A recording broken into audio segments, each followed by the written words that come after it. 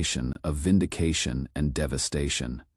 Part of me had hoped I was wrong, that there was some innocent explanation. But another part of me, the part I had been suppressing, finally felt validated in my growing suspicions. An hour later, my phone rang. Unknown number. Is this Ethan? This is Ashley. I work with Nicole. Can we meet? There is something you need to know.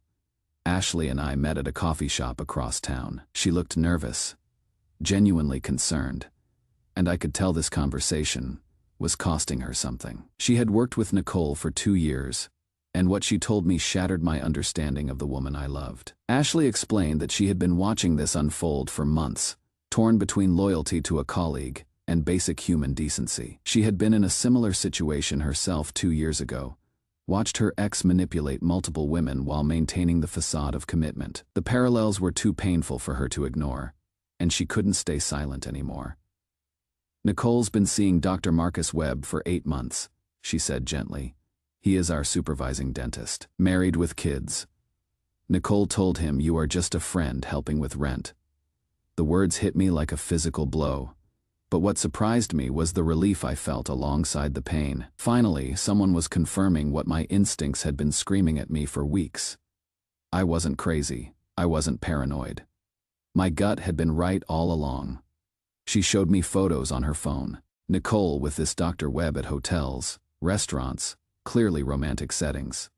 Nicole in cocktail dresses I had never seen, getting into his BMW, all time-stamped from recent weeks. Each image felt like a small death, not just of my relationship, but of my understanding of who I thought I was with. She told everyone at work that she is single, Ashley continued. Said she was playing the field, keeping her options open. She talks about these weekend trips Dr. Webb takes her on. Says he is going to leave his wife once his kids are older. The weekend trips, Nicole's work conferences that I never questioned because I trusted her completely. The new clothes appearing in her closet that she said were gifts from her sister. The late nights she attributed to understaffing. Every lie had been so carefully constructed, so detailed, that I had never thought to question them. I realized how much emotional energy I had been spending convincing myself that my concerns were unfounded. "Why are you telling me this?" I asked, still processing the magnitude of her deception. Ashley looked uncomfortable but resolute. "Because Nicole's been talking about this guy Ethan who is finally ready to get serious.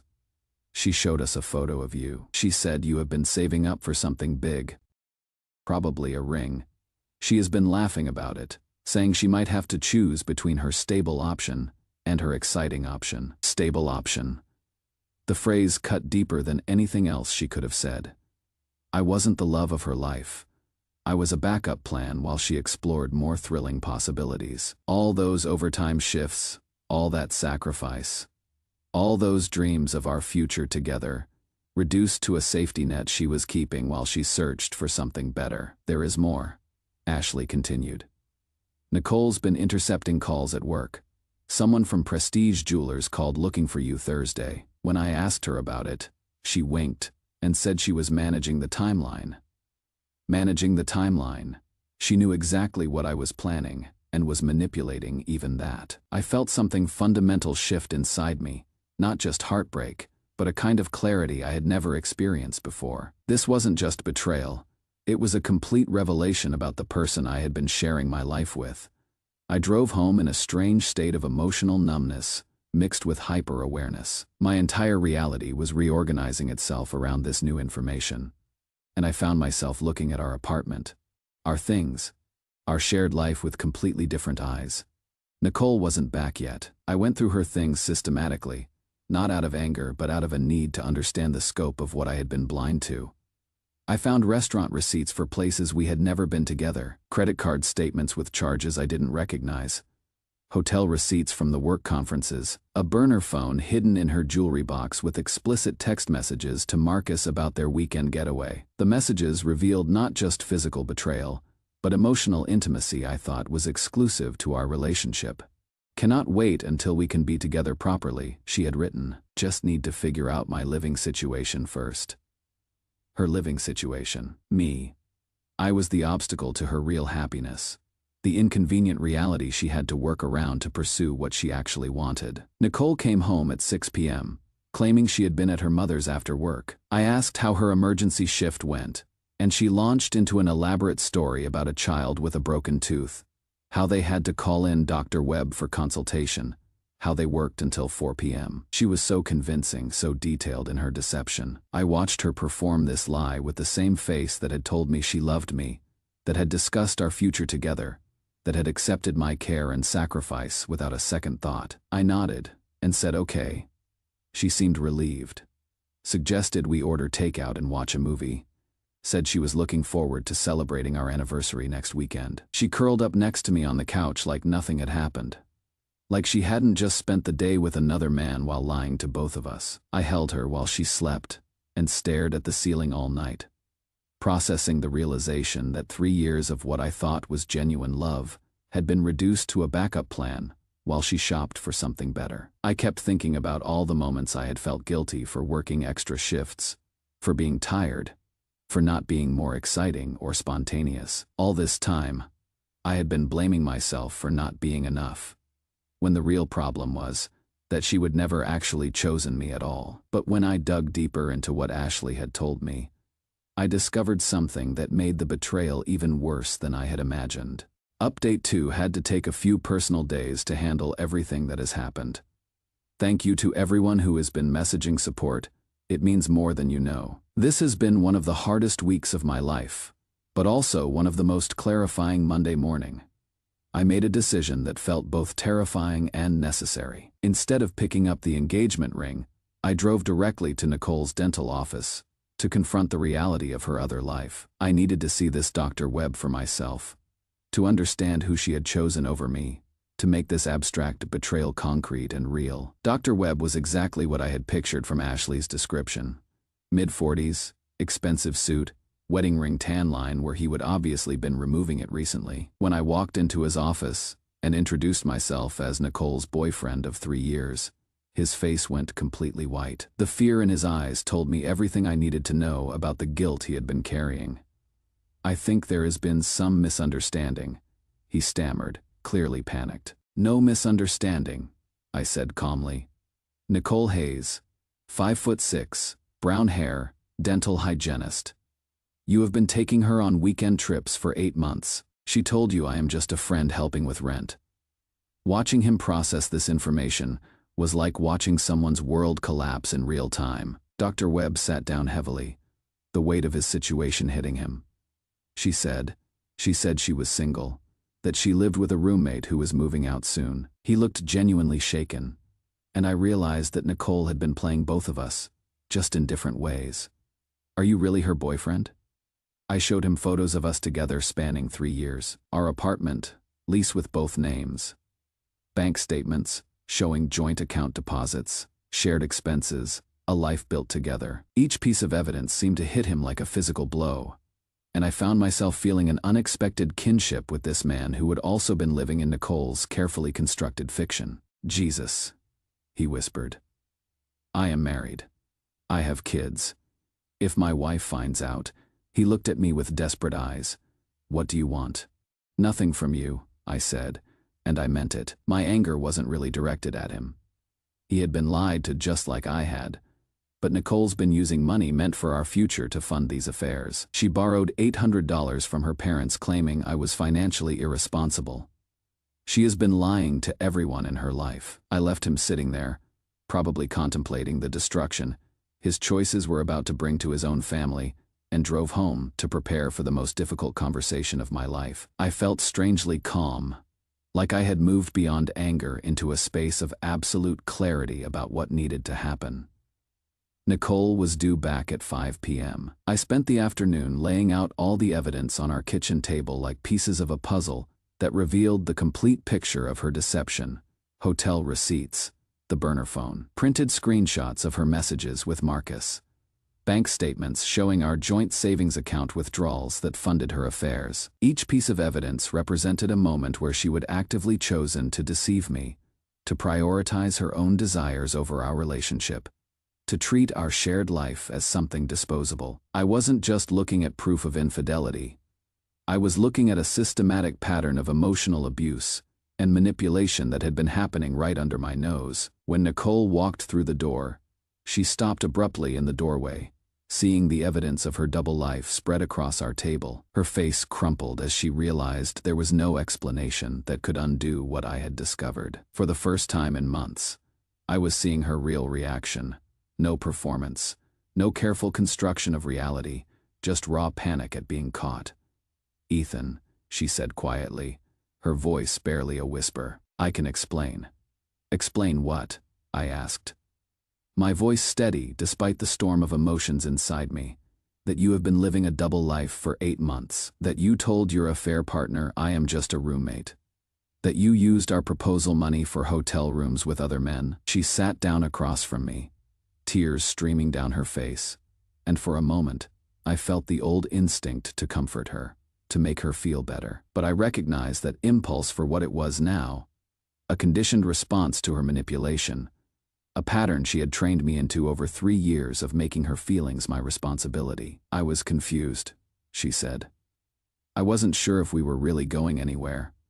You never talked about marriage, never made any concrete plans." The blame shifting was immediate and automatic, and I marveled at how quickly she tried to make this my fault. "I have been planning to propose for 3 months. Nicole, how was I supposed to know that?" I stared at her, amazed by her ability to shift blame even in this moment. "You intercepted calls from the jeweler. You knew exactly what I was planning." That is when the facade finally cracked completely, and Nicole broke down and confessed everything. Dr. Webb wasn't the only one. There was also Ryan from her gym, and someone named Dave she would met on a dating app. She had been compartmentalizing multiple relationships, keeping all of us in separate boxes, while she evaluated her options. Like we were products, she was comparison shopping. "I was going to choose," she sobbed. "If you proposed, I was going to end things with everyone else. Marcus said he might leave his wife next year. Ryan's been talking about moving to Denver. I just wanted to keep my options open until someone made a real commitment." The casual way she described hedging her bets with human beings was chilling. "Our 3-year relationship wasn't real enough. It was comfortable," she said, and those words cut deeper than any physical blow could have. "But comfortable isn't everything. Marcus takes me to nice places. Ryan's exciting. Dave has money." I felt something fundamental break inside me, but also something crystallize with perfect clarity. She had just reduced our entire relationship to comfortable. Not love, not partnership, not shared dreams, or mutual support. Like I was a piece of furniture that served a function in her life. "So what am I to you, Nicole? You are safe. You are stable. You would have been a good husband." Would have been. Past tense. Even in her confession, she was already writing me out of her future. Already moving on to whatever came next. The realization hit me that she would probably been planning how to manage this conversation, just like she had been managing everything else. "Nicole," I said, my voice calm and final. "I am moving out. We are done." The panic that followed was almost worse than the betrayal itself. She begged me to reconsider, promised to cut contact with everyone, offered to go to counseling, anything I wanted, but I could see now that even her desperation was calculated. She was losing her safety net, her backup plan, and she was scrambling to keep her options open. When I asked her directly if she would have said yes to my proposal Saturday night, she hesitated just long enough for me to have my answer. Maybe she finally said, if the ring was nice enough. Even then, even caught in the wreckage of her lies, she couldn't give me a straight answer. Everything was conditional. Everything was negotiable. Everything depended on what I could offer her. I packed my essential belongings that night and drove to my sister's house. Nicole called 17 times, left desperate voicemails promising to change, to choose me, to become the woman she thought I wanted. But I finally understood that she had never been that woman to begin with. She had been performing a role, playing a part, and I had fallen in love with the performance instead of the person. What happened next showed me just how completely her lies had built a house of cards that was about to collapse on everyone involved. Final update: it has been 12 months since everything fell apart, and people keep asking how it all turned out. Here is where everyone ended up and what I have learned about recognizing authentic love versus skilled manipulation. The collapse was swift and complete, like watching a controlled demolition. Dr. Webb's wife found the hotel receipts on his credit card and hired a private investigator. The investigation revealed that Nicole wasn't his first affair.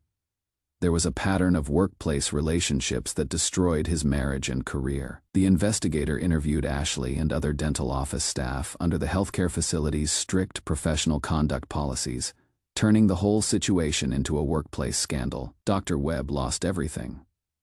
Fired from his practice, divorced by his wife, required to pay substantial alimony and child support. Watching his life implode, I felt a strange mixture of sympathy and justice. He had made his choices, but he would also been manipulated by someone who specialized in making people believe they were special to her. Nicole lost her job 2 weeks later when the new supervising dentist implemented strict workplace relationship policies and cleaned house. The professional consequences she had never considered while pursuing her affairs suddenly became very real. Ryan, apparently more tech-savvy than any of us realized, discovered the other relationships through social media investigation. He posted screenshots of Nicole's dating profiles across Instagram, tagging her friends and family members. The public humiliation forced Nicole to delete all her social media accounts and retreat from her social circles. For someone who had built her identity around managing multiple relationships and maintaining different personas, losing her digital presence was devastating. Dave simply ghosted her once he realized she was involved with multiple people simultaneously.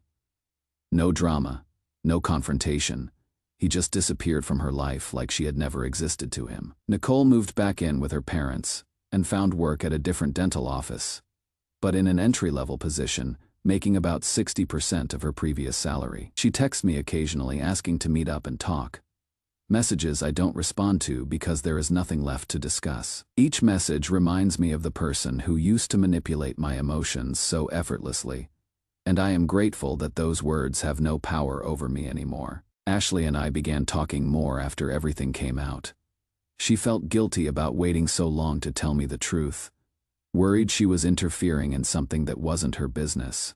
We started with coffee, progressed to dinner, and spent months just building a foundation of honest communication. After about 8 months of friendship, something deeper began developing naturally. We have been dating for 4 months now, and the difference is striking. She is refreshingly straightforward, says what she means, doesn't play emotional games. There is something profoundly peaceful about being with someone whose words match their actions, someone who doesn't require me to constantly guess what they are really thinking or feeling. My partner Brad says I seem fundamentally different now, more relaxed, less anxious about money, less worried about constantly doing the right thing. I realize now that I had been in a constant state of stress trying to make Nicole happy, adjusting my behavior to meet expectations I didn't even understand. I had been living my life in reaction to her moods, her needs, her carefully manufactured crises. Without that constant emotional management, I discovered who I actually was underneath all that effort. The $3,800 I recovered from returning the engagement ring became a down payment on my own apartment, better location, shorter commute to work, a balcony overlooking the park where I can sit with my coffee in the mornings and reflect on how much my life has changed. I adopted a rescue dog named Murphy, who is still learning to trust people after being abandoned. We are figuring it out together, both of us discovering what it means to feel safe and secure in our environment. Nicole's parents called to apologize about the $800 loan situation. Apparently, Nicole had told them I was pressuring her to quit her job and move back home with me, that she needed money for independence. Another complete fabrication. Another way she had used people's love for her to fund her deception. They sent me a check for the full amount plus interest, horrified that their daughter had used them to finance her affairs. Their genuine remorse helped me understand that Nicole's capacity for manipulation extended far beyond our relationship. Last month, Ashley mentioned that Nicole's been telling people I trapped her in a dead-end relationship and that she escaped just in time. Apparently, she claims Dr. Webb was going to leave his wife for her. But I ruined everything by being controlling and jealous. Ashley finds these stories amusing given what she witnessed firsthand. I have stopped caring what narrative Nicole creates to justify her choices. Her need to rewrite history just confirms that she hasn't learned anything from the destruction she caused. The hardest part wasn't the betrayal itself. It was realizing how little I actually mattered to someone I would have given everything to. Nicole saw our 3-year relationship as a placeholder, a safe backup option, while she explored more exciting possibilities. She was willing to accept my proposal only if the material offering was impressive enough, not because she wanted to build a life with me. Understanding this fundamental truth about how she saw me was devastating, but it was also liberating. I have learned to recognize the difference between love and comfort, between authentic connection and skilled performance. I had been comfortable with Nicole, familiar with our routines, secure in what I thought was mutual commitment. But real love requires honesty, respect, and genuine choice, not calculated decisions based on financial security and convenience. Love doesn't require you to constantly prove your worth or compete for someone's attention. It doesn't leave you feeling confused about where you stand or anxious about whether you are enough. I discovered that my instincts had been trying to protect me all along. All those moments of doubt, all those times something felt off, all those instances where her explanations didn't quite add up. My subconscious had been gathering evidence and trying to warn me. Learning to trust those instincts again, to value my own perceptions over someone else's carefully constructed reality, has been one of the most important parts of healing. Self-respect isn't negotiable, and it is not something someone else can give you or take away. When someone shows you that you are their backup plan, believing them the first time saves you from years of being undervalued and manipulated. Walking away with dignity teaches you more about your worth than staying and fighting for someone who has already decided you are not enough. Sometimes the person you are willing to give everything to is actively planning to take everything from you, and discovering this truth, while painful, becomes the greatest gift of clarity and freedom. The proposal that never happened saved me from a marriage that would have slowly destroyed my sense of self and my ability to trust my own judgment. I have learned that healthy relationships don't require you to sacrifice your identity or dim your instincts to make someone else comfortable. They don't involve elaborate deceptions or emotional manipulation. They are built on mutual respect, honest communication, and genuine care for each other's well-being. Current status: single apartment, good dog, honest girlfriend, 0 engagement rings purchased. Life's clearer when people say what they mean and mean what they say. I am building a life based on authentic connections rather than performances, and every day reinforces that I made the right choice in walking away. Sometimes the best thing that can happen to you is discovering who someone really is before you commit your life to the illusion they have created. Story 2. My girlfriend has a male best friend from her religious past, and after meeting him I feel like I am her second choice. I am 26M and have been with my girlfriend Jordan for a little over 2 years. We live together, we have 2 cats, and honestly, up until this past weekend I was thinking about asking her to marry me sometime in the next year. Our relationship has been genuinely great. We do not fight. We communicate well. Jordan is sweet and easygoing, and we just work together naturally. That is why what happened this weekend has me so confused. But because everything has been so solid, I am second-guessing whether I am overreacting because my feelings got hurt. The other person in this story is Mark. Jordan has known Mark her entire life, because they both grew up in the same small religious community. Jordan's 19 and moved to our state. Mark is still very involved in the religion, and actually works for the church now back in their hometown. As far as I know, Mark is the only person from that community Jordan still talks to besides her parents.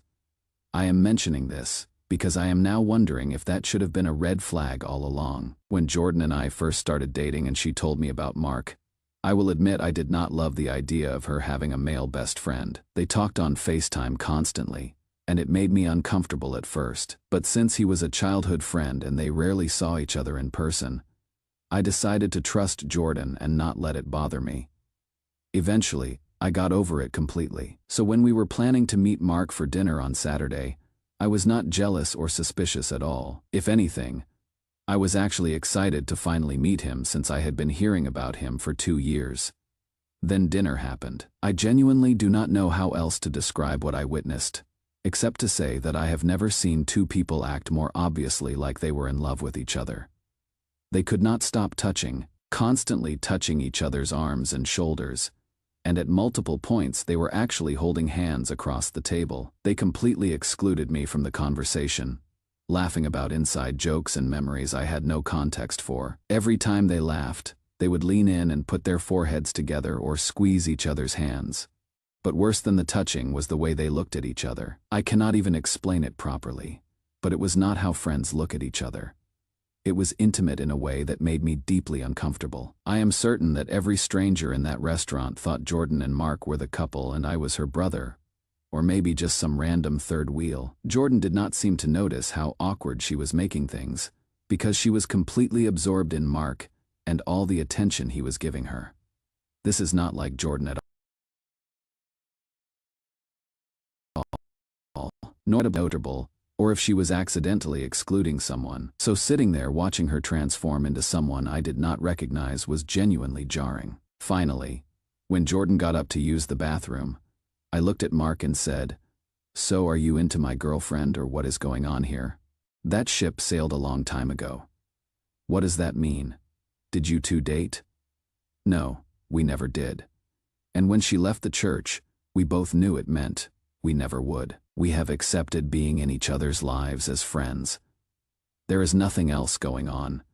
That makes it sound like the only reason you are not together is because she left the church." Mark just shrugged.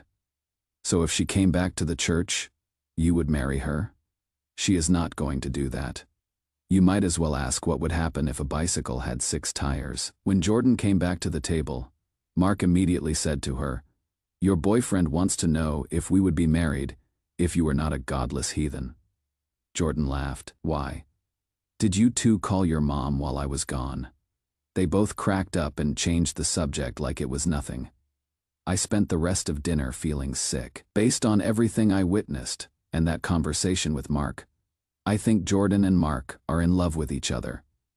The only thing keeping them apart is their incompatible views on religion. I think Jordan believes that because she has made peace with that reality, I should be okay with being her second choice. She expects me to accept that she would rather be with Mark, but cannot. So I am the consolation prize.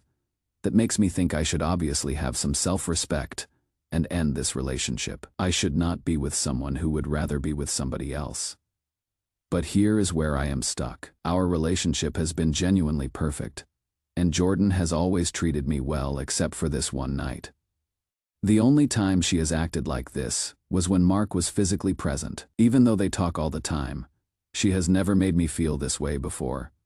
So part of me wonders if maybe it does not matter what her feelings for Mark are, as long as he is not around regularly. Maybe their situation is complicated, but it does not actually affect our relationship day to day. Or maybe I am just making excuses, because I do not want to admit that I have wasted 2 years on someone who settled for me.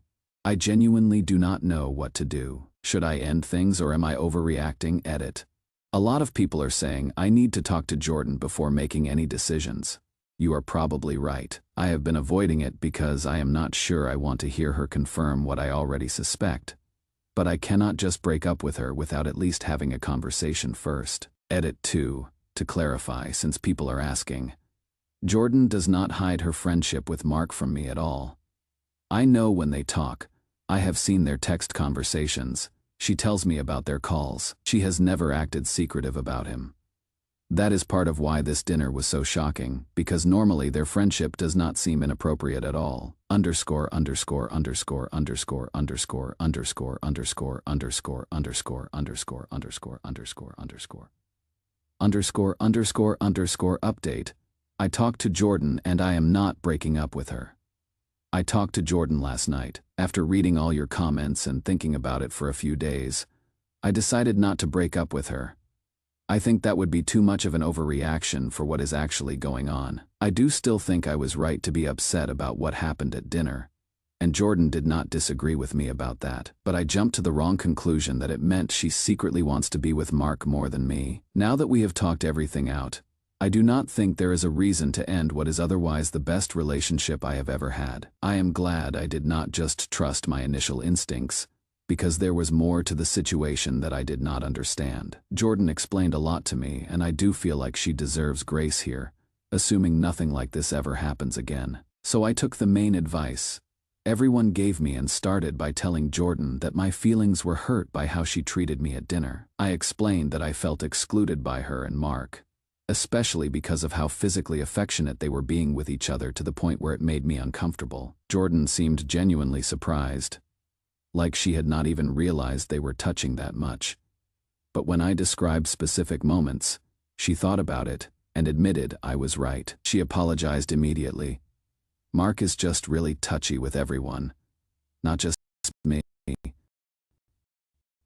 I did not even think about it, she said.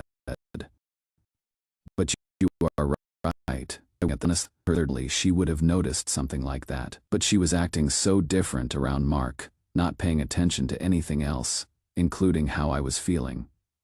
And it made me question which of us she cared about more. Jordan apologized again and looked genuinely upset. I love you and care about you more than anyone else in the world.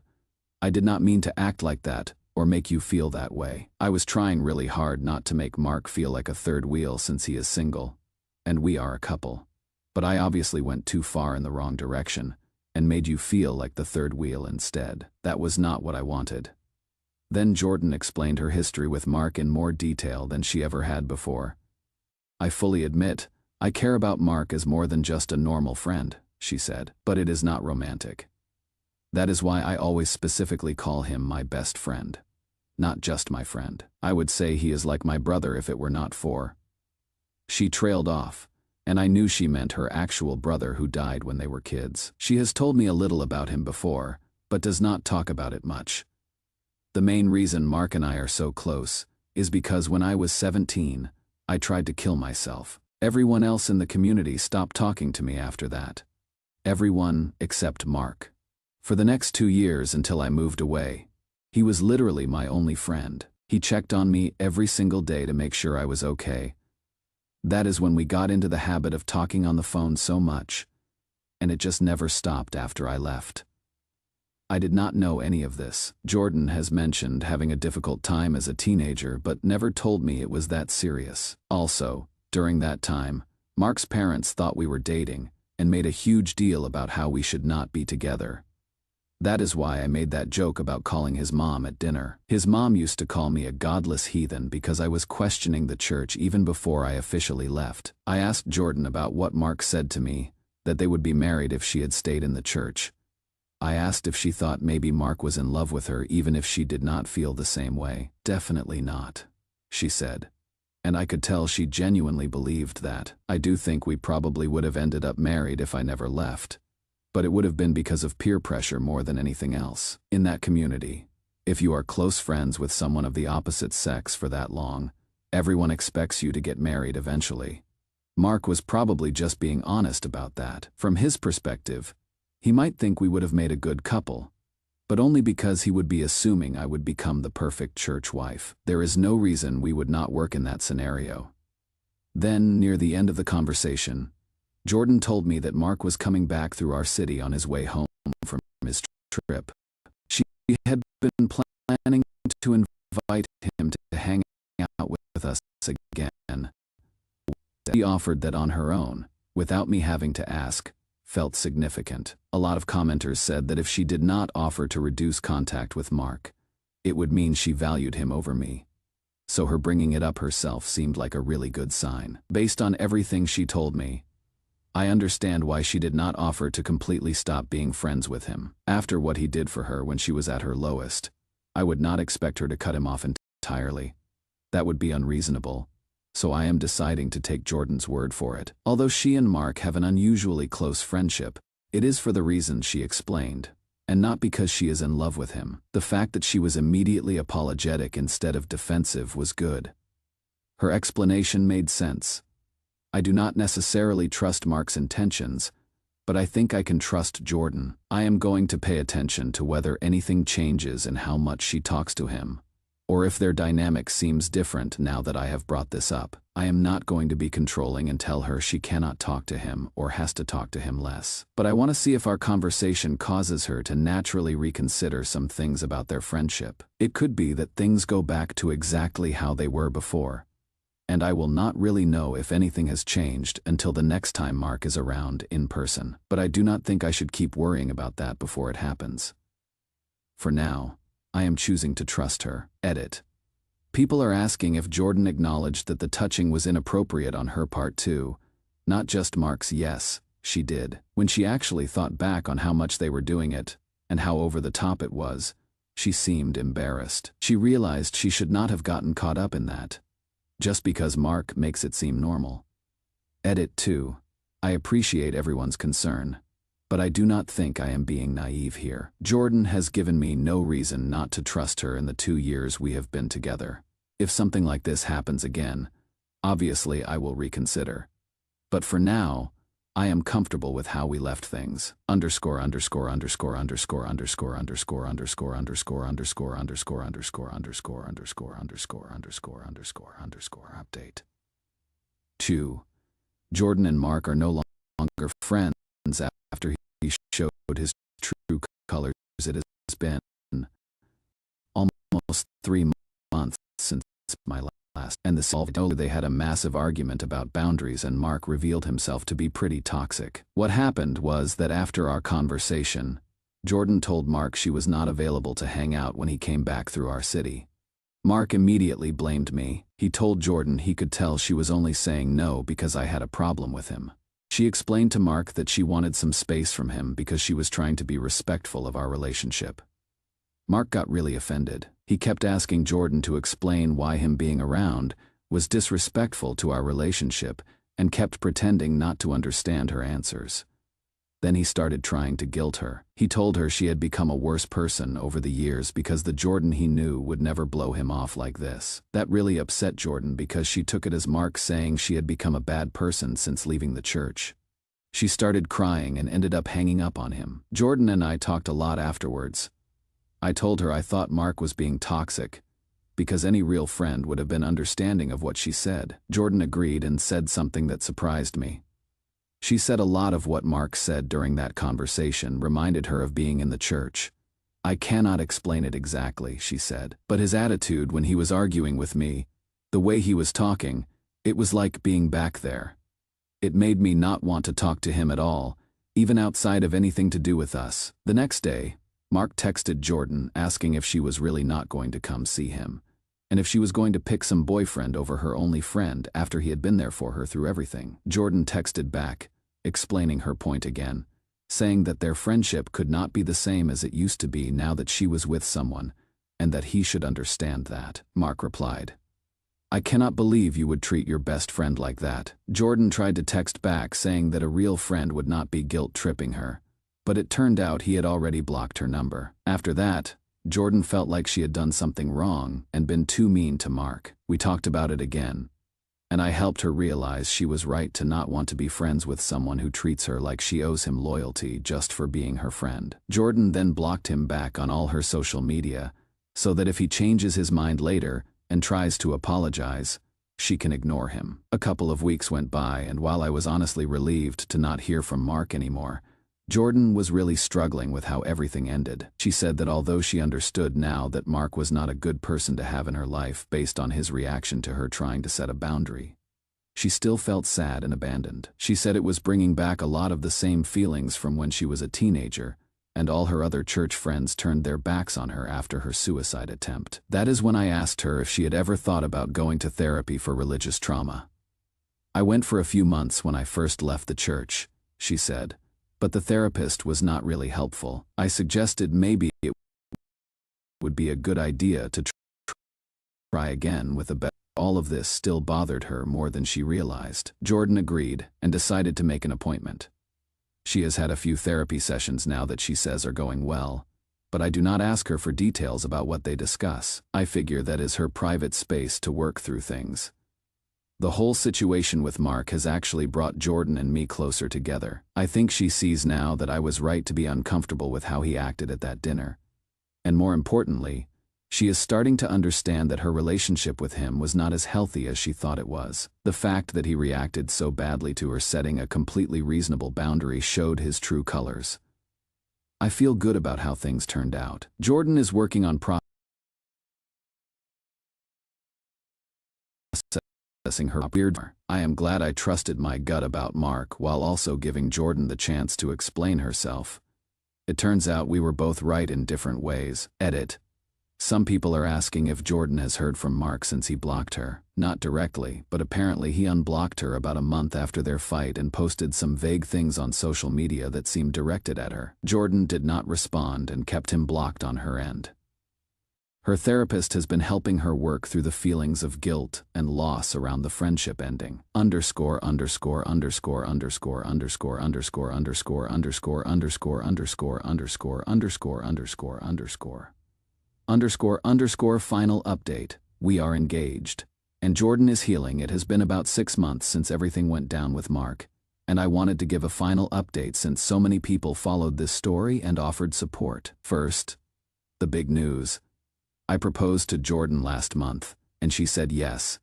We are engaged and genuinely happier than we have ever been. Everything that happened with Mark actually strengthened our relationship in ways I did not expect.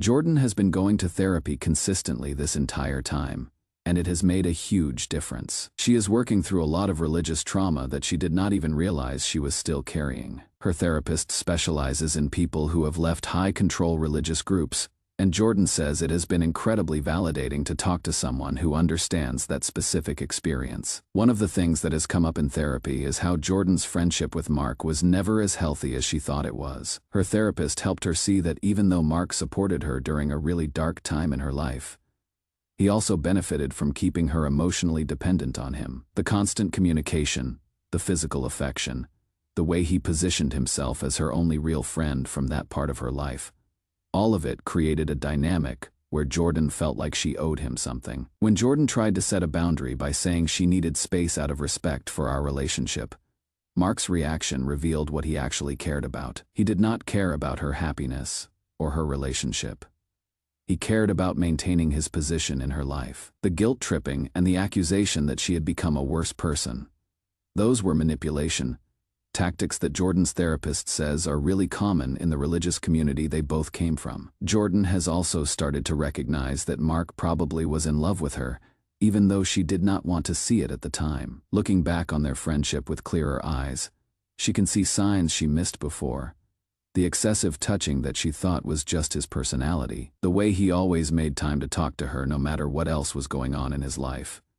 The comment he made to me about them potentially being married if she had stayed in the church. I think part of me did not want to admit that Mark had feelings for me because then I would have had to acknowledge that I was leading him on by staying so close to him. Jordan told me recently, but my therapist helped me understand that I was not responsible for managing his expectations. If he had feelings for me, he should have been honest about them, instead of pretending to be okay with just friendship, while secretly hoping I would change my mind about the church. The hardest part for Jordan has been grieving the friendship. Even though she knows intellectually that Mark was not good for her and that his reaction to her boundary was unacceptable, she still mourns the loss of someone who was such a big part of her life for so long. Her therapist says this is normal and healthy. You can recognize that a relationship was unhealthy while still feeling sad that it ended. Jordan has not heard from Mark directly since he blocked her. But a few months ago she found out through her parents that Mark got engaged to someone from their church. Apparently, it happened pretty quickly. Jordan's initial reaction was complicated. Part of her was relieved, because it meant Mark was moving on. But part of her was also hurt that he could replace their friendship so easily.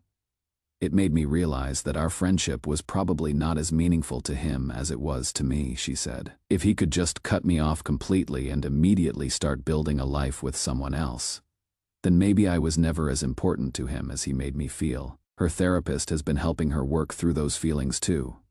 As for us, proposing felt like the right move, because everything that happened proved we can handle difficult situations together. Jordan was willing to set boundaries with someone who had been her best friend for years because she valued our relationship. I was willing to listen to her side of things and give her the benefit of the doubt even though I was hurt.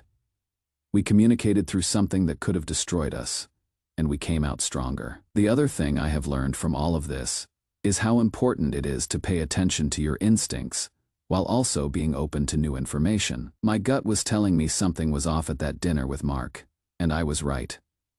But my gut was also telling me to immediately break up with Jordan, and I am really glad I did not do that. Sometimes the right answer is somewhere in the middle between ignoring your concerns and acting on them impulsively. Jordan and I have talked about what boundaries we want to have in our marriage around friendships with people of the opposite sex, not because we do not trust each other, but because we both want to make sure we are being respectful of our relationship. We agreed that some level of physical affection with friends is fine, but it should never make either of us uncomfortable. We also agreed that if one of us expresses discomfort with a friendship, the other person will take it seriously and be willing to make changes. These are conversations I never thought I would need to have, but I am glad we are having them now rather than years into our marriage when patterns are already established. Jordan's relationship with her parents has also improved through all of this. When she first told them that she and Mark were no longer friends, they were upset because they always liked Mark and hoped he would be a positive influence to bring her back to the church. But as Jordan has been more open with them about her religious trauma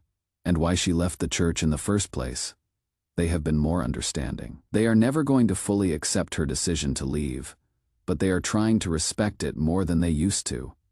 Looking back on everything, I am grateful for how it all turned out. If Mark had never visited, and I had never seen how Jordan acted around him, this issue would have just festered under the surface of our relationship. Maybe it would have come up years later in a much more destructive way. Instead, we dealt with it early, and Jordan got the help she needed to process her past. I also think about what would have happened if I had just immediately broken up with Jordan like my first instinct told me to. I would have thrown away the best relationship of my life because of one bad night. I would have missed out on getting to know Jordan on this deeper level as she works through her trauma. I would have missed out on building a life with someone who is willing to make hard choices to protect our relationship. So my advice to anyone reading this in a similar situation is this: trust your instincts, but also be willing to have difficult conversations before making permanent decisions. Pay attention to how someone responds when you express that you have been hurt. Do they get defensive and dismissive?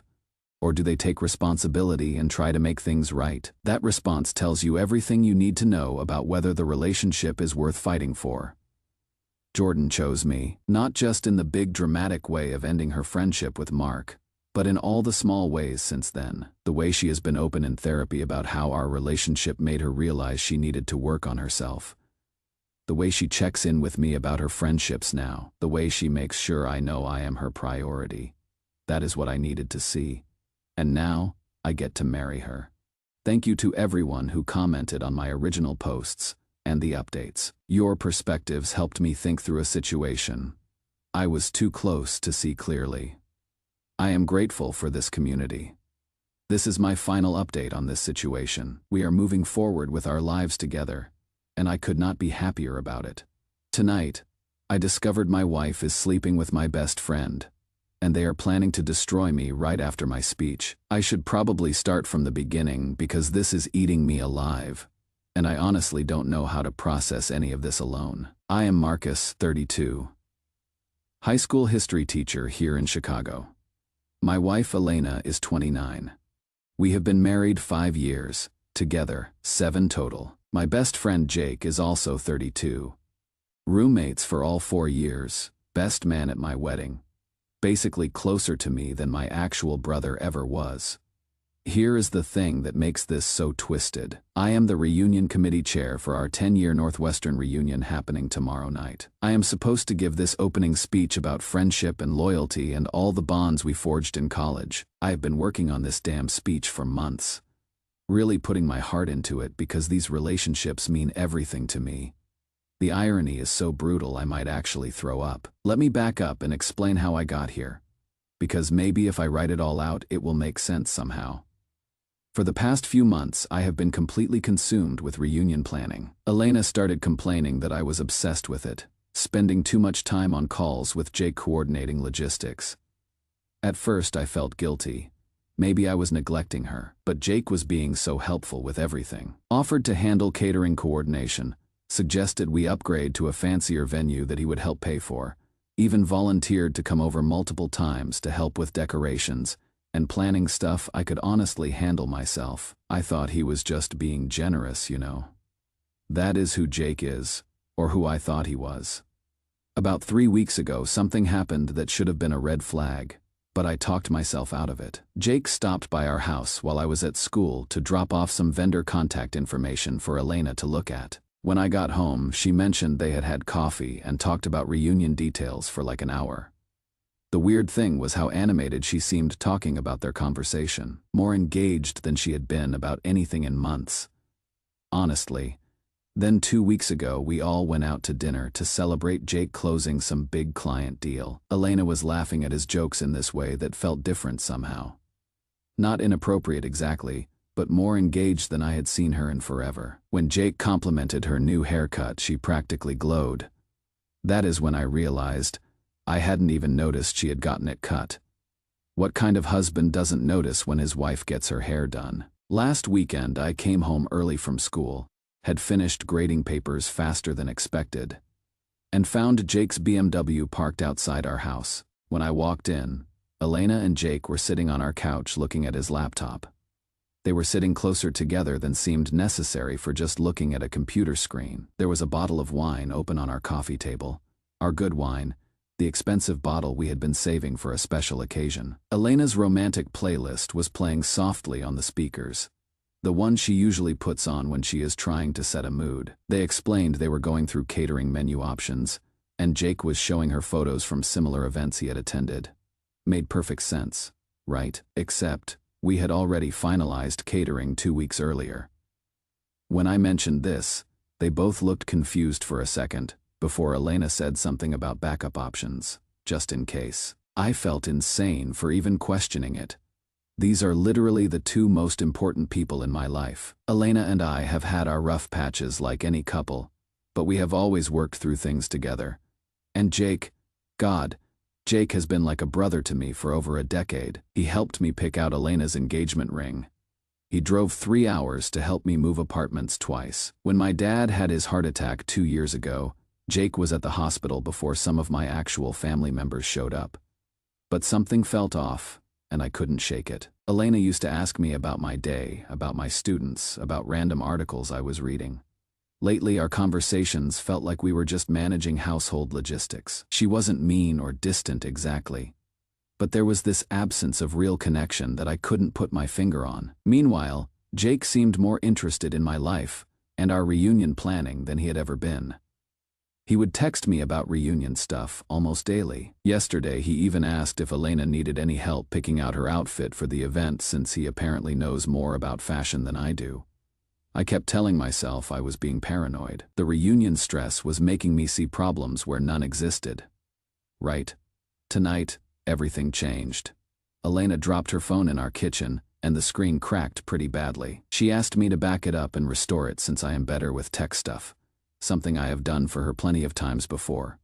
Completely normal request. But when I was restoring from the backup on my laptop, I saw a notification for an iMessage thread I didn't recognize. My stomach dropped when I realized it was between Elena and Jake, and the preview showed it going back months.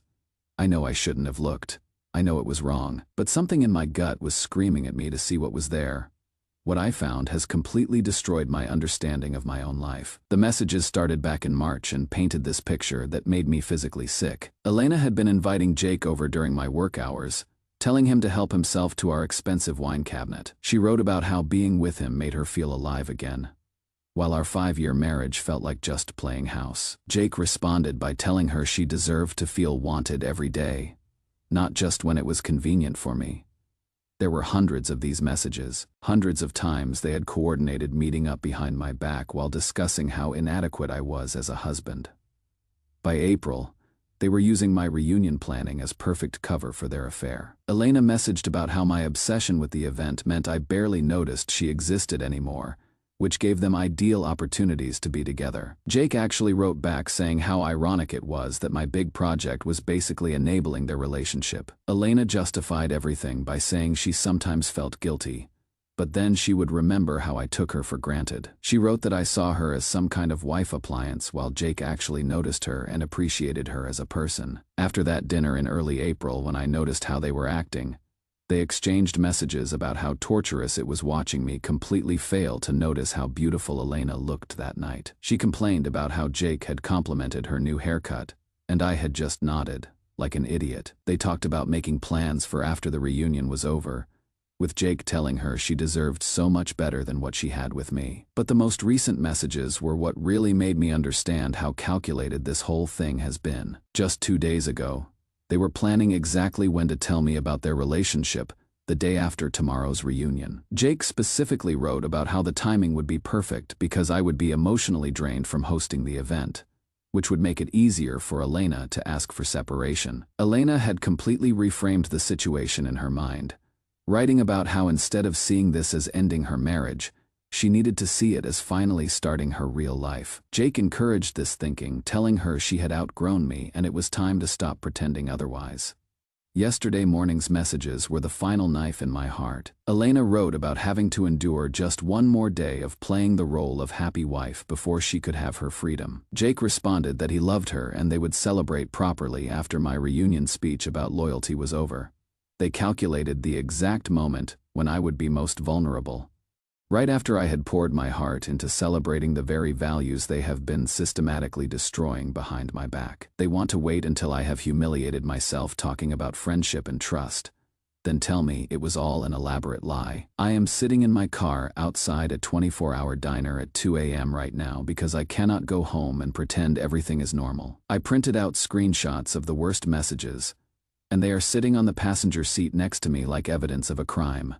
The reunion is in 18 hours. 150 people from our college are going to be there, including mutual friends who have known Jake and me as this inseparable duo since we were 18 years old. I am supposed to welcome everyone and give this heartfelt speech about the unbreakable bonds we formed at Northwestern. Part of me wants to just cancel everything and disappear, drive somewhere far away, and never look back. Another part of me wants to confront them right now, wake them up, and demand explanations. But they have already decided to destroy my world tomorrow anyway. They are just waiting for their perfectly calculated moment to do maximum damage. How are you supposed to give a speech about loyalty when you have just discovered that the two people you have been most loyal to have been systematically betraying you for months, while planning the perfect moment to break your heart? I don't even know what I am asking for here. I just needed to tell someone before I lose my mind completely. Edit. It is 4 a.m. now, and I still cannot sleep. I have been reading all your comments, and I am grateful for every single response, even the ones telling me I should have seen this coming. Some of you are saying I should trust my gut and confront them. Others think I should handle this privately. I honestly appreciate both perspectives because I have no idea what the right move is here. Edit 2. Someone asked about Elena's behavior toward me specifically over the past few months. She hasn't been hostile or anything dramatic like that. It is more subtle than that, like she has been going through the motions of being a good wife, but her heart hasn't been in it at all. We haven't been intimate in over a month. When I try to bring it up, she says she is stressed about work and tired all the time, but somehow she has plenty of energy to stay up late texting on her phone. Edit 3. A few people suggested I should just ask Elena directly if something was wrong. I actually tried that about a week ago. She got really defensive and said I was being paranoid, that all this reunion planning had made me suspicious of everyone around me. She made me feel pretty stupid for even questioning anything. Honestly, update original post is in my history if you need context. TLDR found out my wife has been having an affair with my best friend through text messages. They were planning to tell me to the reunion was last night. I barely got any sleep after discovering those messages, but I went through with hosting the event anyway. I need to share what happened because I am honestly still trying to understand my own actions. I spent most of yesterday in a hotel room near the venue, just sitting there oscillating between complete rage, devastating sadness, and this weird empty feeling I cannot really describe. I kept reading through their messages over and over, especially the parts about how they were waiting until after my heartfelt loyalty speech to completely destroy my life. The calculation behind it all was what really got to me, you know. They thought they had me all figured out. Predictable Marcus, who would be too emotional and embarrassed to think clearly about anything. Something about that assumption made me angrier than the affair itself, if that makes sense. By evening, I had made a decision. They thought they knew exactly who I was and how I would react. I decided to show them they were wrong. The reunion was held at the Fairmont downtown, beautiful venue that cost way more than it should have. But Jake had insisted on upgrading and offered to help with costs. Elena wore this gorgeous red dress that I had bought her for our anniversary last year. The concern in her voice was almost funny considering what I knew about her afternoon activities. Jake gave a toast during the cocktail hour about unbreakable Northwestern bonds and lifelong friendships. He looked directly at me while talking about loyalty and how some relationships just transcend everything else. The sheer audacity of it was breathtaking, but I just smiled and nodded along, like always. For about 2 hours I played my part perfectly, welcomed old classmates, posed for photos, listened to stories about the good old days. Jake even made this speech about what an amazing friend I was, and how incredibly organized I had been planning this whole event. Several people came up to compliment me on bringing everyone together for such a meaningful celebration. When it finally came time for my welcome address, I had the full attention of 150 people. These were folks who knew Jake and me as a package deal for 4 years straight. People who had watched our friendship develop from awkward freshmen to confident seniors. People who had been at my wedding where Jake stood next to me as my best man. I started the speech exactly as I had planned it months ago. Thanked everyone for making the trip, talked about our shared Northwestern memories, reflected on how much these friendships had shaped who we would all become. Then I said I wanted to share something special about loyalty and trust, values we had learned in college that had guided us into adulthood. That is when I connected my laptop to the venue's projection system.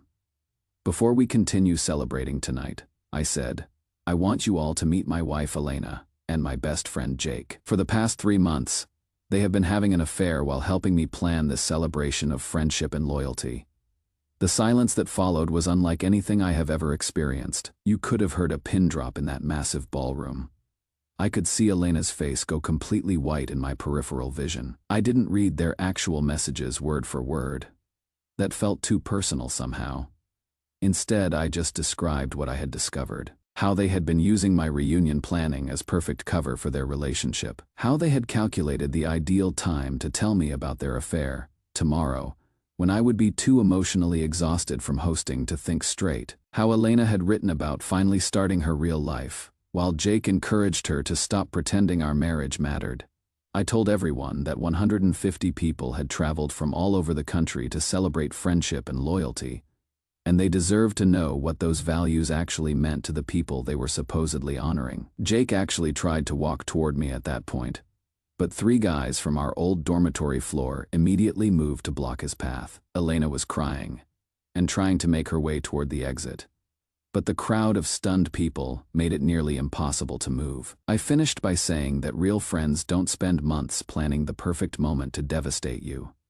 And real love doesn't require calculating optimal timing for maximum emotional damage. What happened next was complete chaos. About half the room erupted in anger directed at Jake and Elena. People were shouting. Some were trying to calm things down. Others were pulling out their phones. A few people actually approached me afterwards saying I should have handled this privately, but most seemed to understand why I had done what I did. Hotel security ended up escorting Jake out when a group of our former football teammates got a little too aggressive with him. Elena managed to slip out through a side exit during all the commotion. I actually stayed for another hour talking to old classmates, most of whom were completely shocked, but surprisingly supportive. My phone started buzzing almost immediately and hasn't stopped since. Elena has called me probably 15 times. Jake sent this long angry text about how I had humiliated them both and destroyed his reputation in front of everyone we know. Several mutual friends have reached out with messages of support, while others are asking what my next steps are going to be. The strangest thing is how calm I felt during the actual speech, like I was finally being completely honest about something after months of living inside carefully constructed lies. There was something liberating about just telling the truth for once. I am staying at the hotel tonight while I figure out what comes next. Elena is apparently at her sister's place. Jake's number is blocked and will stay that way. I have got a consultation with a divorce lawyer scheduled for Monday morning. Those text message screenshots should make the legal proceedings pretty straightforward. To everyone asking why I didn't just handle this privately, they had 3 months to be honest with me. Instead, They chose to plan the most emotionally devastating way possible to end my marriage. They calculated everything down to the exact timing that would hurt me most. They don't get to control the narrative when their own deception finally falls apart. Edit. Thank you to everyone who has reached out with support. Reading similar stories from other people helps me feel less insane about the decision I made. Edit 2. Several college friends have already messaged saying they respect me for standing up for myself. One guy mentioned that Jake had always seemed a little too smooth for his own good. Edit 3. This is weird, but Jake's ex-girlfriend from sophomore year just sent me a message saying she wasn't surprised by any of this. Apparently, he cheated on her too, but she never told anyone about it. She says she wishes she had warned me years ago. Edit 4. For those asking about my emotional state, I am planning to start seeing a counselor this week. This betrayal hit way deeper than I initially realized, and I think I need professional help processing all of it. Update 2. Previous posts in my history. I wanted to update because my last post made it sound like I was handling everything perfectly, and that wasn't honest. The truth is I have been falling apart. The counselor has been essential. 6 sessions with Dr. Morrison so far, and I am understanding how traumatic this actually was. It wasn't just losing Elena and Jake. It was discovering my entire understanding of my closest relationships was built on lies. Dr. Morrison helped me realize that calm during my reunion speech was probably dissociation. I was so overwhelmed I shut down and went into autopilot. The numbness afterward wasn't strength. It was my brain protecting itself from trauma. The divorce proceedings are brutal. Having text screenshots makes things legally straightforward. But emotionally, it is reliving the betrayal repeatedly. Elena's arguing I emotionally neglected her, supposedly driving her to seek connection elsewhere, still hurts to hear. Jake's reputation is completely destroyed. Word spread into Chicago's financial sector, and he moved to Denver last month. I feel some guilt about how thoroughly his life imploded. But Dr. Morrison says, I didn't create these consequences, just stopped protecting him from them. Elena and I met with a mediator. She cried through most of it, claiming it started as emotional support during a rough patch, and she was planning to end it until I humiliated her publicly. I almost believed her until I remembered those messages about finally starting her real life. Dr. Morrison helped me see this as continued manipulation. The hardest part has been loneliness. I lost my wife and best friend simultaneously. Our social circle split between supporters and people thinking I went too far.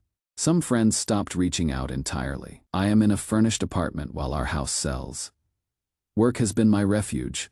My students don't know what is happening, and treating them normally helps me remember who I am outside this trauma. One unexpected thing has been messages from other betrayal survivors, sharing similar experiences. There is apparently a whole community who understand discovering your closest relationships were lies. Helps to know I am not alone. Dr. Morrison says, my anger is healthy but needs constructive processing. Some days I am furious at their arrogance. Other days I feel stupid for missing signs. Most days I am just exhausted. I am not thinking about dating.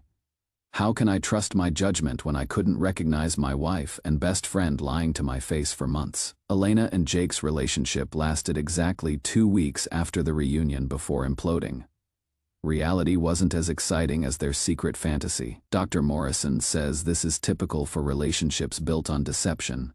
For anyone following this, recovery isn't clean progression from victim to survivor. Some days I feel strong and justified. Other days I question everything. Counseling helps tremendously, but healing takes time I am learning to give myself. Do I regret exposing them publicly? They calculated how to manipulate my emotions for months, but I regret not getting professional help sooner. Edit. Thank you for sharing your stories. The support means everything. Edit 2. Practical next steps. Finalizing divorce, selling house, staying in counseling, getting through each day. Edit 3. The counseling is anger management, learning to feel furious without letting fury control decisions.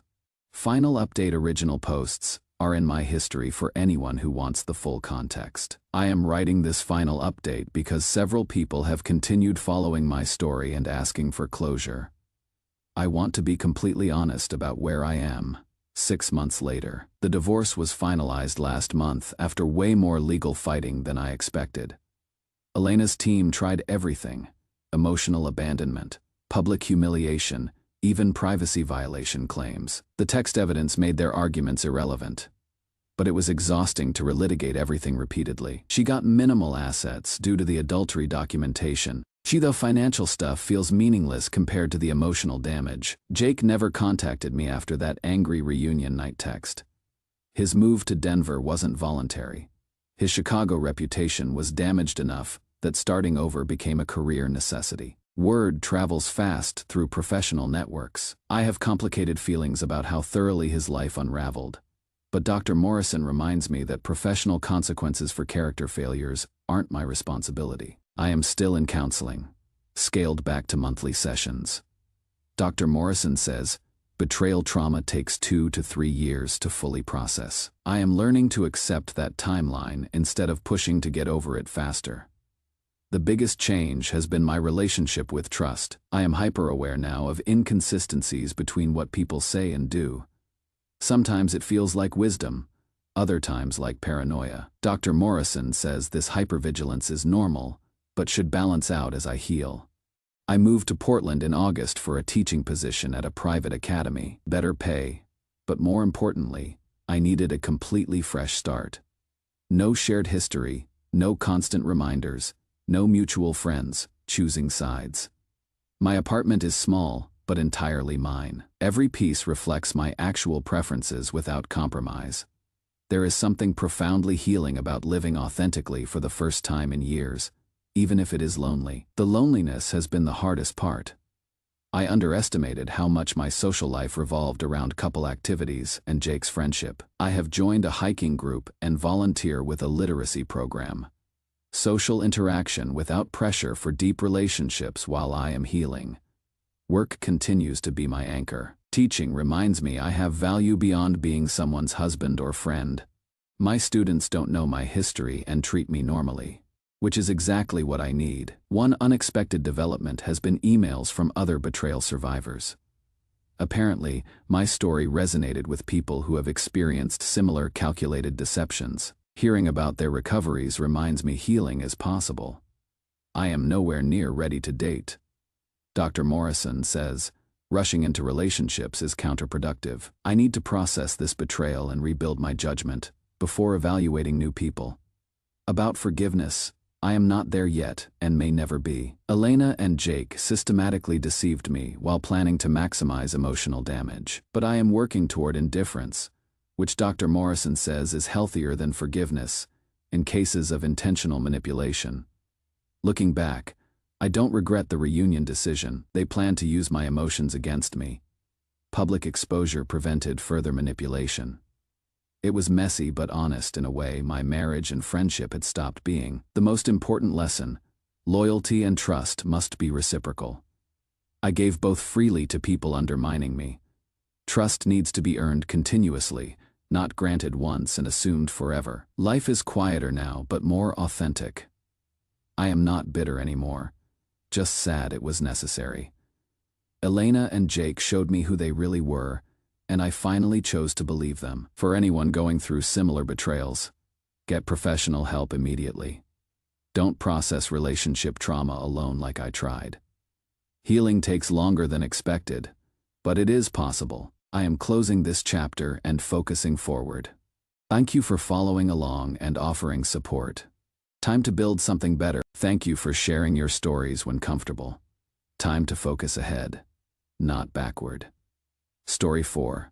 My fiancée let her ex crash our wedding 3 times as a test. Today, I finally said enough. I am 32M, and my now ex-fiancée Eliza is 29F. We have been together for 5 years. I need to write this down because I am still processing what just happened at what was supposed to be our 3rd attempt at getting married. For context, Eliza came from a wealthy family that lost everything about 6 years ago.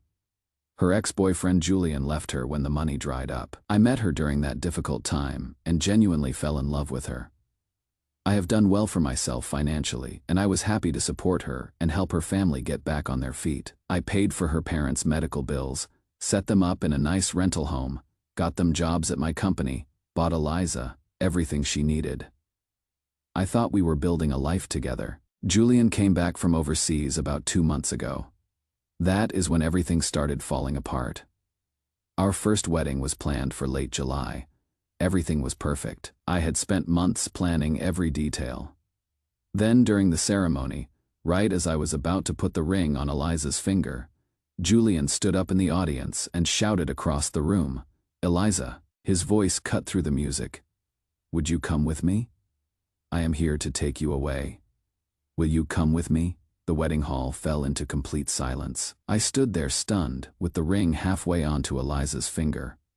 Without a moment's hesitation, Eliza pulled her hand away from mine, lifted her dress, and walked gracefully toward Julian. Tears glistened in her eyes, filled with an emotion I had not seen before, as if Julian were the one she was meant to marry today. And there I stood, the actual groom under the glaring spotlight, reduced to nothing more than a clown in a suit. I completely lost it. I mean, who wouldn't? This was supposed to be our day. Red-eyed, I rushed to tackle Julian, intent on stopping him from stealing the woman who had promised to be my wife. But our relatives blocked my path. Julian stood there protectively beside Eliza and smirked. "See," he said loud enough for everyone to hear. "He flies off the handle at the smallest thing. He is bound to hurt you one day. Be glad I am testing this for you. Otherwise, think of how much you would suffer in the future." In that moment, the crowd turned against me. Their whispers painted me not as the groom, but as the villain. The voices surrounding me scolded me, saying it was just a test and I had overreacted. It ended with me handing out a few hefty checks, and Eliza reluctantly agreeing to marry me again. The second wedding attempt was 3 weeks later. I promised myself I would stay calm no matter what, and sure enough, Julian showed up again. I went up to where we were standing and looked directly at Eliza. "Eliza, come with me." This time I did not shout. I did not lose my temper. I fell to my knees, holding Eliza's dress, pleading with her not to leave. I loved her, and I recounted every single reason why we belonged together. "Eliza, please," I begged, my voice breaking. "Remember when we first met? You told me you wanted someone who would stand by you no matter what. You've always been here for you. I have supported you." Julian pointed at me, disdainful, pathetic. "You think you can manipulate Eliza with this show of weakness? You are just a coward. What do you bring to the table besides clinging to her?" Once again, I was judged and condemned. Everyone there was one of Eliza's friends or relatives. I had no family, no one to stand by me. The verbal onslaught came from every side, and Eliza simply nestled into Julian's embrace, a sweet smile on her lips. Anger was not enough. Begging was not enough. Everything I did was wrong. So I chose to do nothing. Today was the third attempt. Watching Julian's voice cut through the hall once more. "Will you come with me or marry a man who does not truly fight for you?" See, Blake Carrington does not even care enough to fight for you. How could you marry a man like that? He has failed all 3 tests. He is not worth marrying. Anger failed, pleading failed, indifference failed. What do you want me to do? Eliza's eyes flicked back to me and she threw the bouquet at my chest. "Blake, what are you doing just standing there? I am being taken from you. You do not care at all, do you? You never loved me." Her expression was a mixture of rage and frustration, but I merely brushed off the flowers clinging to my suit, straightened my tie, and walked toward the MC, taking the microphone from him. "Eliza, go, this wedding is over." When I finished speaking, the entire wedding venue fell into silence. Everyone assumed Eliza Monroe had me completely under her control, that no matter what she did, I would not end things. Eliza snapped out of her shock quickly, her eyes narrowing. She grabbed a champagne glass and threw it at me, soaking my custom suit.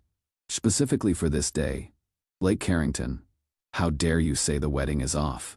You have got some nerve. You did not even pass a single test, and now you say something like that. Tests.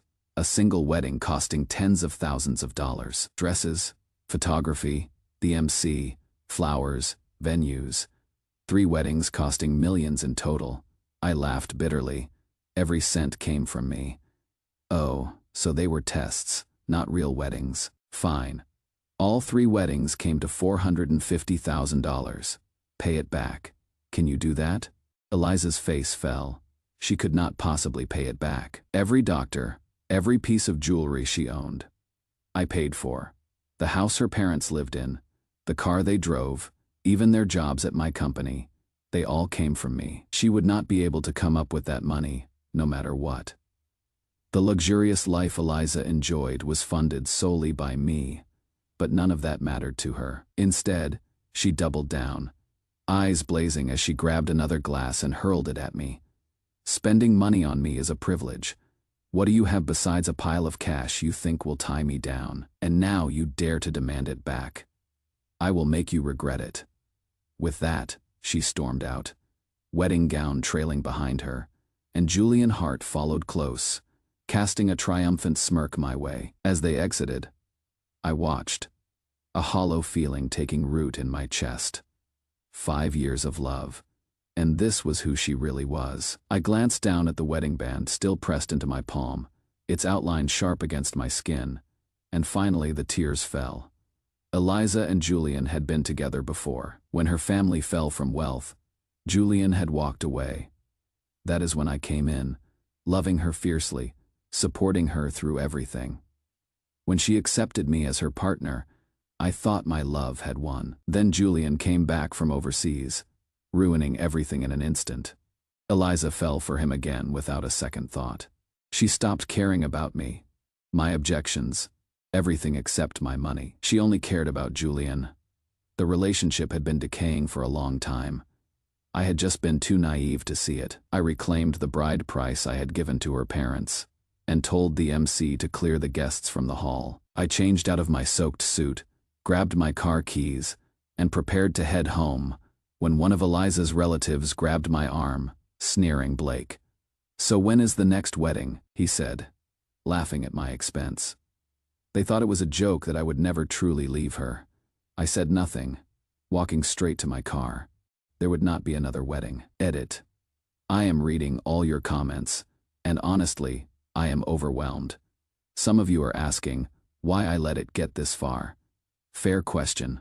I loved her. I genuinely thought if I just proved myself enough, she would choose me. I see how that sounds now. Edit 2. To everyone asking about her family and the company jobs, I am handling that tomorrow. They do not get to keep benefiting from me while supporting what she did. More updates to come. _______________________ update. I cut off all financial support, and Eliza is losing her mind. It has been 2 weeks since I ended things at the wedding. I promised some of you I would update. And honestly, writing this out helps me process everything that has happened. The morning after the wedding, I woke up and made a decision. No more half measures. If I was really done, I needed to be completely done. I called my bank as soon as they opened and transferred all our joint accounts into my name only. Then, I called my accountant and had every single one of Eliza's credit cards canceled. No warning, no conversation, just done. Next, I terminated the lease on her parents' house. The car they have been driving returned to the dealership. They never paid for any of it. I did. The jobs I got them at my company. I had HR prepare termination paperwork. They were hired as a favor to Eliza, not because of their qualifications. I know some of you said I should have talked to her first or given warning, but after 3 humiliating weddings where she literally tested whether I would fight for her while she ran toward another man, I think I gave enough warnings. The reaction was immediate. First came the apologetic texts. Blake, I know everything seems confusing right now, but Eliza still loves you. Give her another chance. She is just confused. Confused. Was she confused while she exchanged vows with Julian in the middle of our wedding ceremony? I laughed at myself, a bitter and cold laugh, as I blocked each of their numbers. I did not want contact with anyone who saw me as a fool. Then Eliza sent me a text that made my blood boil. You cannot leave us out on the street like this, Blake. Not after everything I did for you, everything she did for me. I had to read that twice. I simply ignored them. Then she tried to manipulate me, claiming it was my fault for not being strong enough to pass the tests. Those tests were necessary to make sure our marriage would be solid. This is your fault for not being strong enough.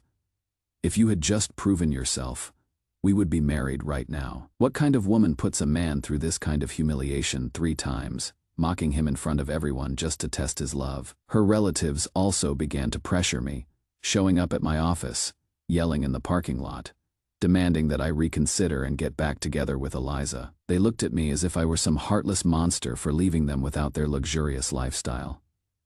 I started questioning how I had ever let people like that into my life. But then Eliza switched tactics. She decided to sue me, claiming she was entitled to part of my wealth since I had supported her for years. That was the last straw. I sat down with my lawyer, explained the situation, and he could not believe it. If it is war she wants, let's give it to her. And that is exactly what we did. I gathered proof of every cent I had invested in her and her family. The 3 wasted wedding ceremonies, expensive gifts, the dowry, even her parents' medical bills. I documented every expense, every transfer, everything I had ever done for that ungrateful family. The reality of the situation seemed to hit Eliza all at once last week. She showed up at my apartment building. Security called me before letting her up, and I told them I did not want to see her. She stood outside for 2 hours, calling my phone over and over. When I finally answered, she was crying. "Blake, please." Her voice trembled. "Julian is not answering my calls. I made a mistake. We can start over." I asked her if she loved me. She hesitated. That hesitation told me everything. Blake, love is complicated. What we have is more than just feelings. Do you love me, Eliza? Simple question. You are being unfair. Simple question. She could not. Her lawyer is apparently trying to paint me as financially controlling and abusive. That I used money to manipulate her into staying with me. The irony would be funny if it was not so infuriating. Meanwhile, Eliza has had to move back in with her parents, who are now in a tiny apartment similar to where they lived before I came into their lives. Her social media, which used to be filled with photos from expensive restaurants and international trips, has gone quiet. Julian, her one true love who was worth destroying 3 weddings for, has apparently disappeared. Funny how that works when the money dries up.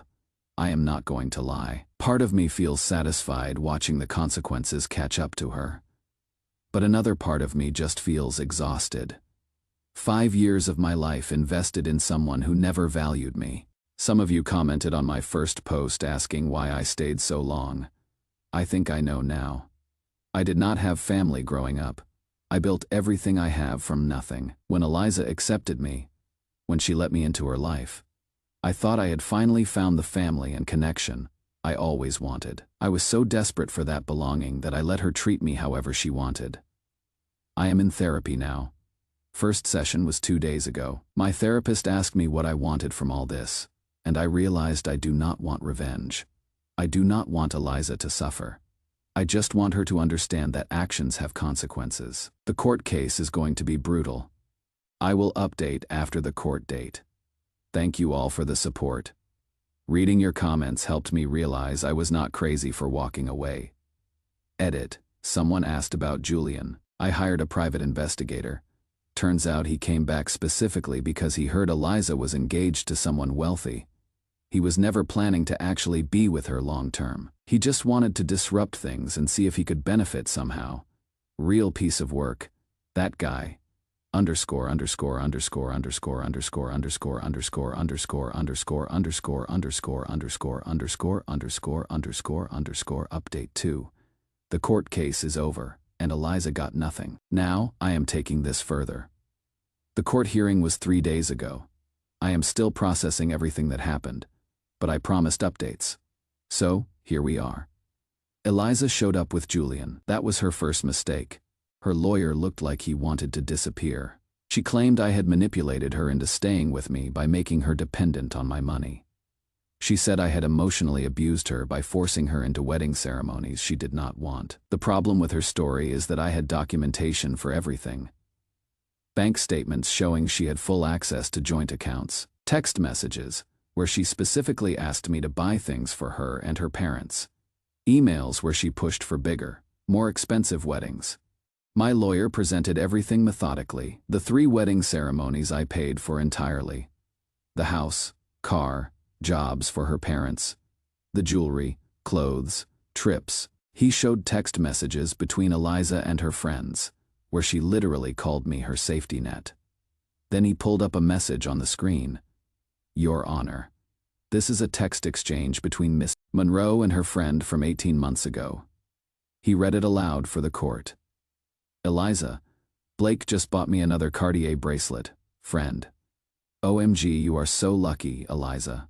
I know, right? He is like my personal ATM. As long as I keep him happy, the money keeps flowing. Eliza's face went white. Her lawyer tried to object, but the judge allowed it. My lawyer continued. Here's another exchange from 6 months ago. Eliza texting her friend, I love Blake, but Julian was always the one.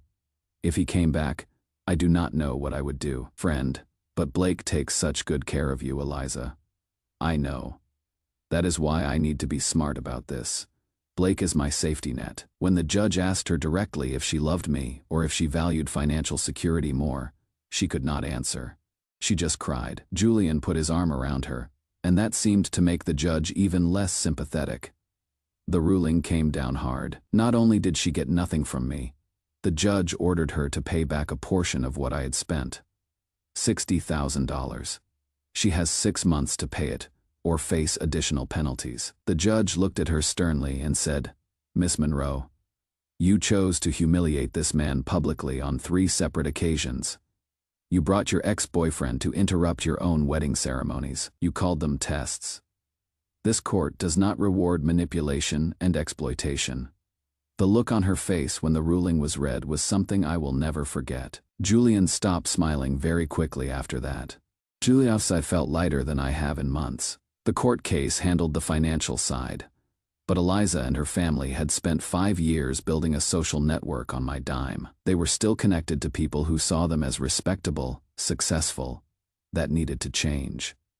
I am not proud of what I did next, but I am not ashamed either. I hired a private investigator to look into everyone who helped Eliza during the court case. Her lawyers, her friends who testified, her relatives who spread stories about me being controlling. I wanted to know who they really were. What we found was illuminating. Her lawyer had been involved in several questionable cases, skirting ethical lines. Some of her friends who painted me as abusive had their own histories of fraud and manipulation. Her uncle, the one who cornered me asking about the next wedding, had been embezzling from his employer for years. I did not do anything with this information directly. I just made sure it reached the right people. Anonymous tips to employers. Forwarded documents to relevant authorities. Let the truth speak for itself. Within 2 months, Eliza's support network started crumbling. Her lawyer was suspended pending ethics review. Several friends lost their jobs when their own misconduct came to light. Her uncle was arrested. As for Eliza's parents, the outstanding taxes and fees from the house I had rented for them came due. They never paid utilities or maintenance because I covered everything. Now they had a bill for 3 years of unpaid fees. They could not cover it. Last I heard, they were facing eviction from their current apartment. Eliza herself tried to re-enter the social circles she had enjoyed when she was with me. But word travels fast in wealthy communities. Everyone knew about the court case. Everyone knew what she had done. Invitations stopped coming.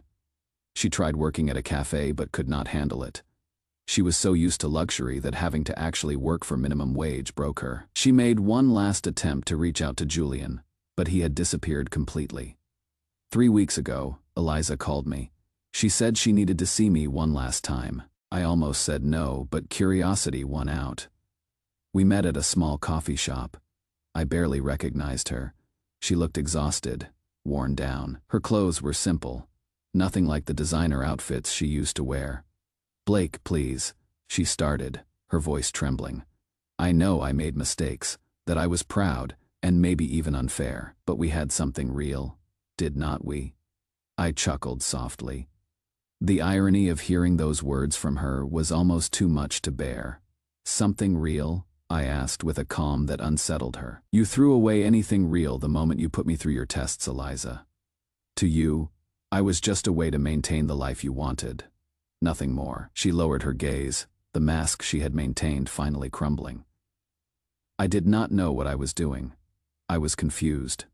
Julian, she stopped, the mention of his name seeming to hurt her. I made mistakes, but I am willing to change. Blake, I just need a chance. We can rebuild everything. Go back to how we were.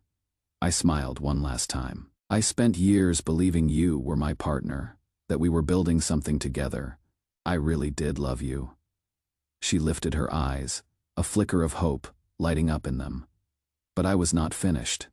And because of that, I forgive you. You do.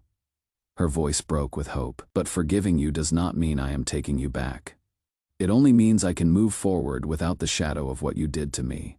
I stood up, leaving her there without looking back. From that moment on, my life took a new direction.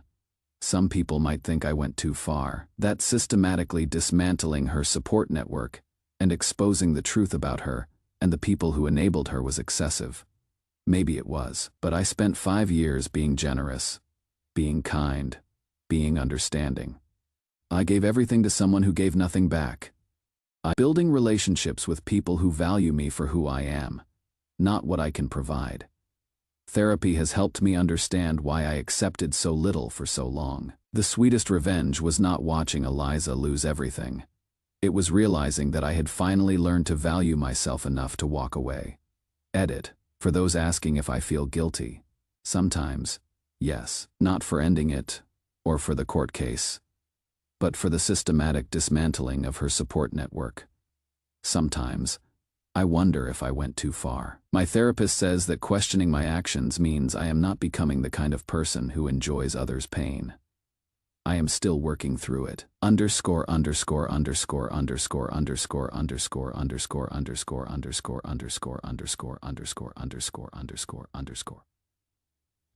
Final update moving forward and the lessons I learned. It has been 4 months since my last update. I was not planning to post again, but I have received so many messages asking how I am doing that I figured I owed you all a final check-in.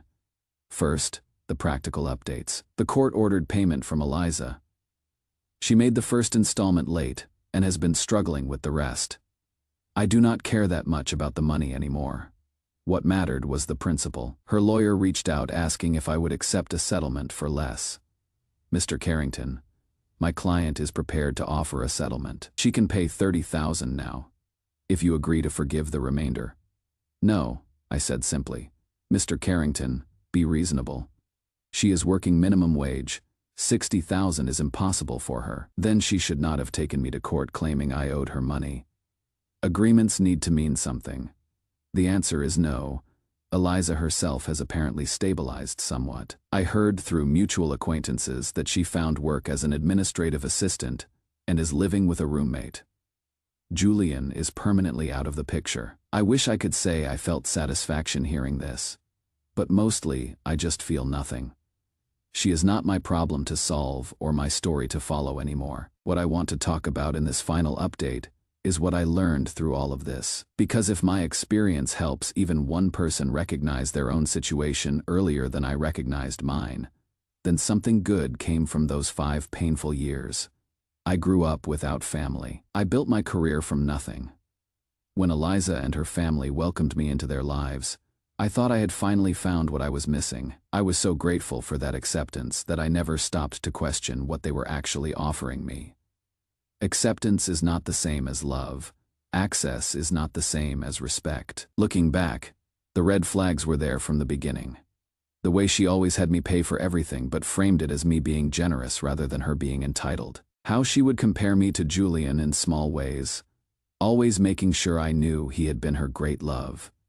The way her family treated me like a benefactor rather than a future son-in-law. But I ignored all of it because I wanted so badly to belong somewhere. To someone.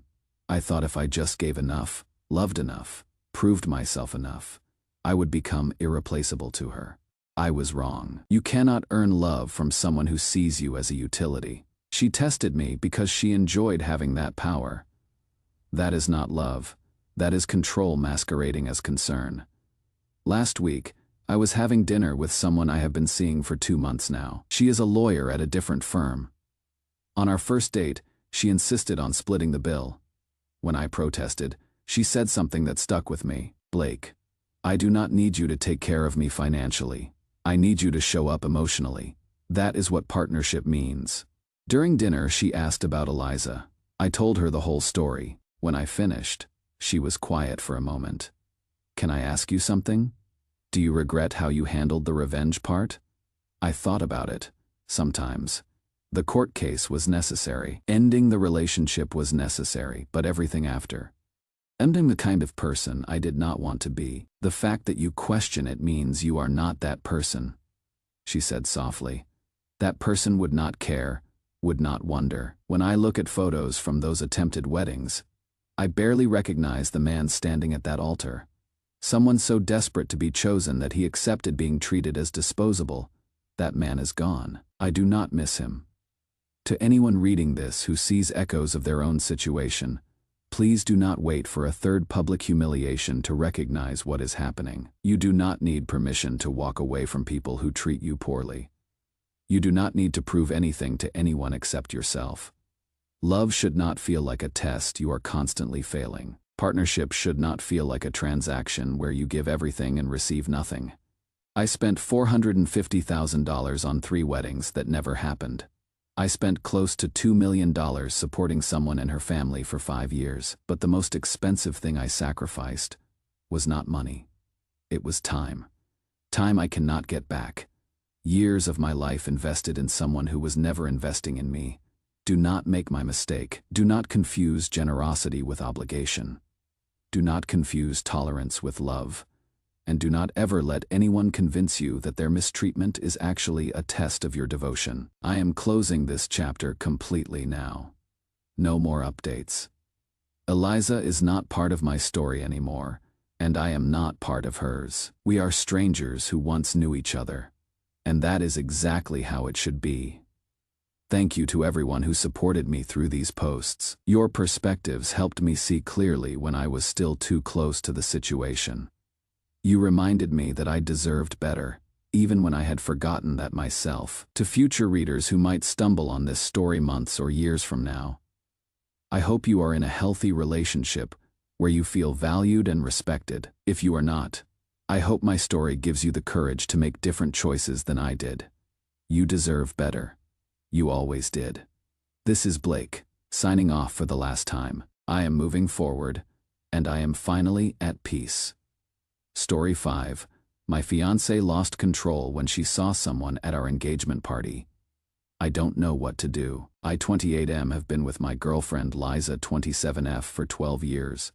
We started dating in high school, and I always thought we were building something solid together. She was reserved, elegant, successful in her career.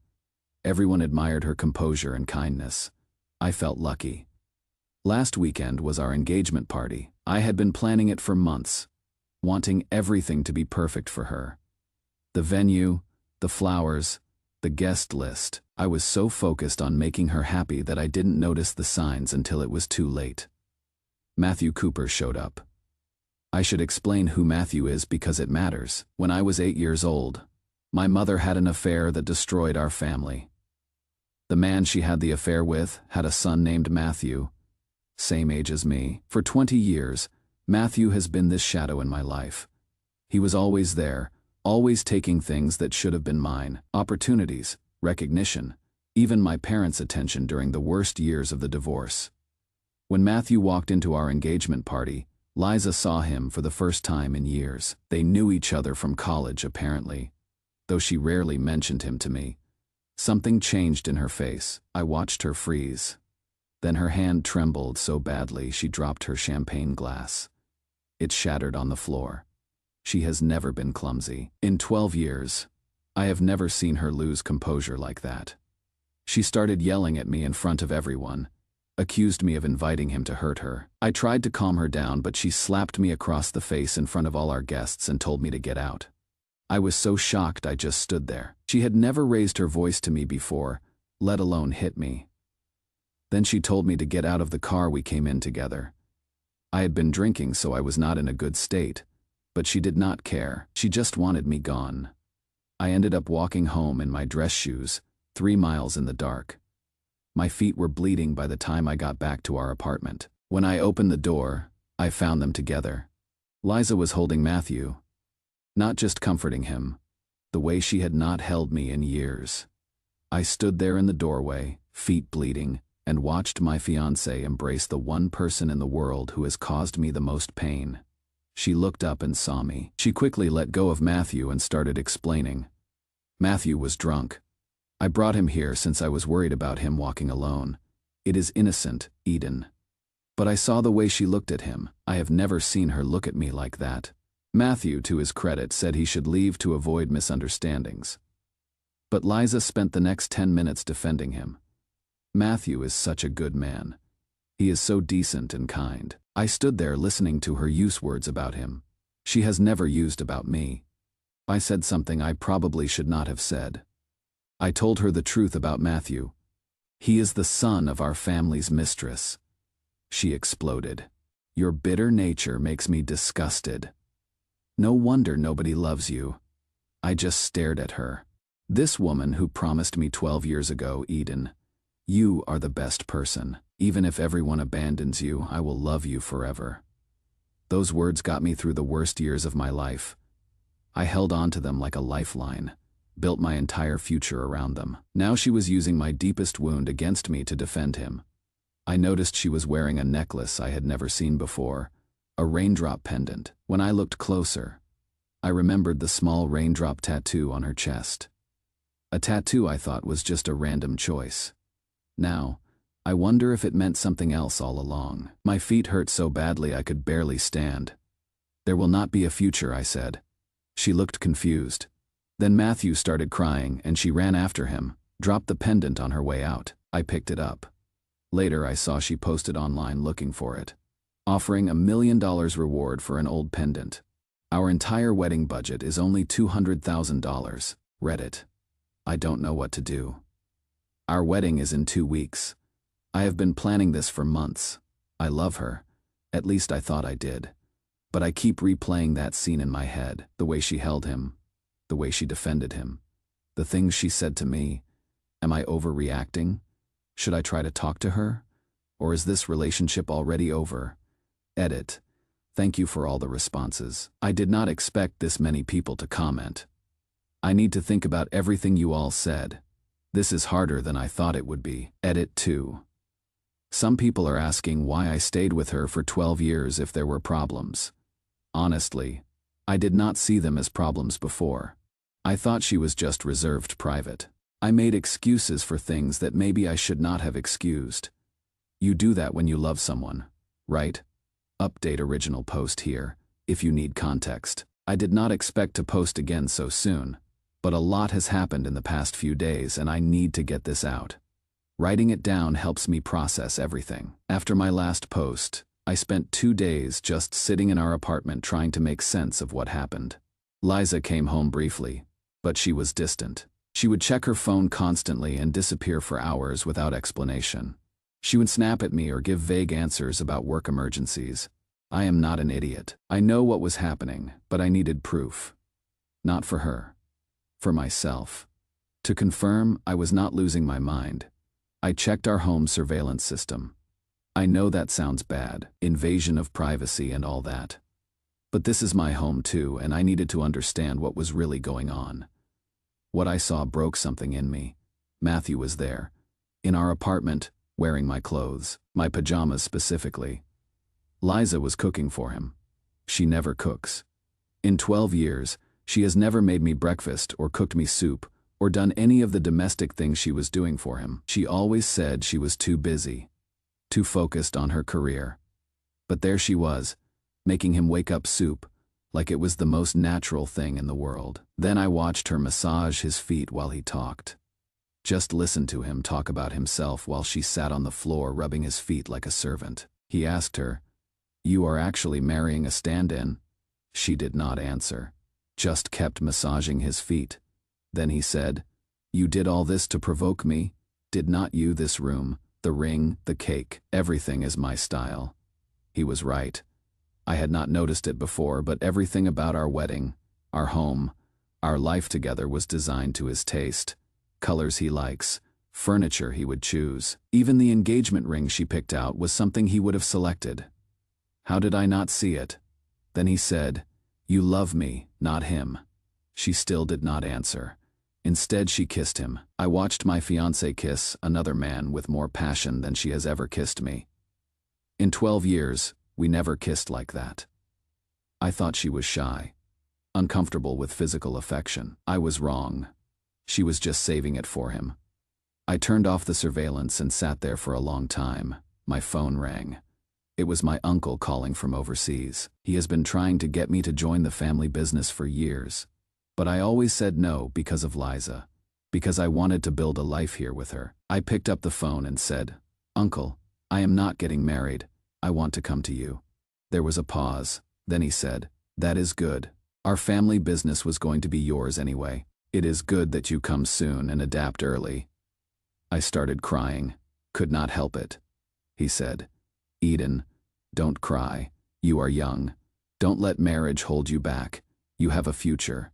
Think clearly. I am waiting for you." He booked my flight for our wedding day, 2 weeks from now. The wedding countdown is now just a countdown to my departure. After I hung up, I started making my own plans. I resigned from my job, said goodbye to colleagues. One of them pulled me aside and admitted something I wish someone had told me sooner. They said, "Actually, we all guessed. Liza has been with Matthew this whole time. Everyone thought the person in her posts was you, but we recognized Matthew immediately. I must have looked confused because they showed me Liza's social media. She has me blocked, apparently.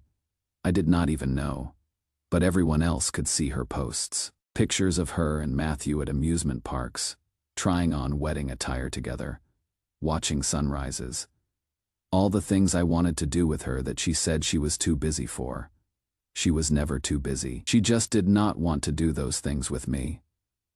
My friend tried to comfort me. "Eden, don't be too heartbroken. Matthew has no comparison with you. If Liza knew his true nature, she would regret it." But I did not want comfort. "I am over it," I replied. "I am past that now." When Liza came home that evening, she asked, "Why's the house empty? Didn't you decorate?" "As you said, simple," I replied bluntly. She fell silent, noticing the countdown calendar. Time flies. Our wedding's in 10 days. I tore off 2 pages. Ours is in 8 days. Those pages held wishes like riding the Ferris wheel and watching the sunrise and sunset. Liza never noticed anything about me. Suddenly, Uncle called, and I stepped outside. Upon returning, Liza said, "Don't plan a honeymoon." "I am too busy." "I know," I replied. Since Matthew's return, Liza clung to him. I handed her the raindrop pendant. Her eyes sparkled. "I have been looking for it everywhere." "I saw your high-reward lost item post online," I replied. $1 million for an old pendant. Our wedding budget was only $200,000. "Liza, where is your engagement ring?" I asked. She hesitated, touched her bare finger, made some excuse about getting it resized. Another lie. I have spent 12 years of my life building a future with someone who was building a completely different future in secret. Every effort, every sleepless night planning our life together. It was all for nothing. But I am not defeated. I am done being her backup plan, her consolation prize, the steady, reliable option she kept around while waiting for someone else. In 2 weeks, I will be on a plane starting over, and she can have the wedding venue all to herself. Maybe she will marry Matthew there instead. I do not care anymore. Edit. The support here has been overwhelming. Thank you all. Some people are saying I should confront her before I leave. Maybe I will. Maybe I will not. Right now, I just want to get through the next 2 weeks. Edit 2. Yes, I am still living with her. It is complicated. The lease is in both our names and I have nowhere else to go for 2 weeks. It is awkward, but I am managing. I spend most of my time out of the apartment anyway. Update 2 previous posts here and here for anyone new. Last night, Liza came home and found me packing the last of my things. She has been mostly absent for the past week, always at work or with friends, or making excuses to be anywhere but home. I thought maybe she was avoiding me because she knew that she felt guilty. I was wrong. She walked in and started talking like nothing had changed, like we were still planning a future together. She wanted to discuss the wedding, said we needed to talk about the ceremony timeline and the guest seating arrangements. I just stared at her. This woman who has been living a double life, who has been with another man in our home, in our bed, was standing there talking about seating charts. I could not do it anymore. Could not pretend. I asked her directly, "Where is your engagement ring?" She hesitated, touched her bare finger. "I am getting it resized." Another lie. Then I told her I knew everything. About Matthew, about the surveillance footage, about her social media posts that I was blocked from seeing, about the 12 years I spent loving someone who was just using me as a placeholder. Her face went pale. She tried to deny it at first. "You are misunderstanding. Matthew is just a friend." The surveillance footage is taken out of context, but I did not let her talk her way out of it this time. "I am leaving. The wedding is off. I am done being your second choice." That is when she broke, started crying, begging. I made a mistake. Matthew confused me, but it is you I love. Always you. I felt nothing watching her cry. For 12 years, her tears would destroy me. I would do anything to make her smile again. But now, they were just water on her face. Empty, meaningless. She got on her knees. Actually dropped to her knees in front of me. "Eden, please. I need you. I cannot imagine my life without you. Don't do this to me." I stood there looking down at her, and for the first time in 12 years, I felt in control. She was always the one with the power. Always the one I was chasing. Always the one making demands while I accommodated. Now she was on her knees, and I felt nothing but disgust. "You already made your choice." "I have made mine too." She asked where I was going. I told her it did not matter. "Tomorrow I will be on a plane leaving everything behind. Stay with Matthew. I hope he makes you happy because I will find my happiness somewhere else." She just knelt there sobbing. When I stepped around her to leave the room, she grabbed my leg, begged me not to go. "We could fix this. Go to counseling. Start over." "But you cannot start over when the foundation was built on lies. When 12 years of memories are just evidence of my own blindness." I pulled away from her and went to the bedroom, locked the door, spent the night finishing my packing while she cried in the living room. This morning, she was gone when I woke up. Left the raindrop pendant on the kitchen counter. I do not know what that means. Maybe she is letting go. Maybe she is making some gesture. I do not care. My flight is in 6 hours. I am sitting in our empty apartment writing this. Soon I will call a cab to the airport. My uncle is waiting for me. A new life is waiting for me. I keep thinking about what she said last night. "You are the love of my life." I realized too late what I had. But love is not something you realize after you destroy it. Love is something you protect, something you nurture, something you prove through actions, not words spoken in desperation. She did not love me. She loved the idea of me, the safety I provided, the stability, the devotion. But she never loved me the way I loved her. And that is something I have to accept. In a few hours, I will be free. Really free. For the first time in 12 years, I will not be living for someone else, planning for someone else, sacrificing for someone else. I will just be living for me, and that terrifies me. But it also feels like the first real breath I have taken in years. Thank you to everyone who commented and messaged. You all helped me see clearly when I was still trying to make excuses for her. I do not know what happens next, but at least I know I am making the right choice. Edit. I am at the airport now. She texted me an hour ago saying she canceled the wedding and told everyone I was the love of her life. Too little, too late. I am not responding. Edit 2. Boarding now. This is it. Next time I post, I will be on the other side of the world starting fresh. Thank you all again. Final update: it has been 6 months since I left. 6 months since I boarded that plane and started over. A lot of you messaged asking for an update. So here it is. The first few weeks abroad were hard. Not because I missed Liza, but because I had to learn who I was without her. For 12 years, my entire identity was built around being her partner, her support system, her future husband. Without that role, I felt empty, undefined.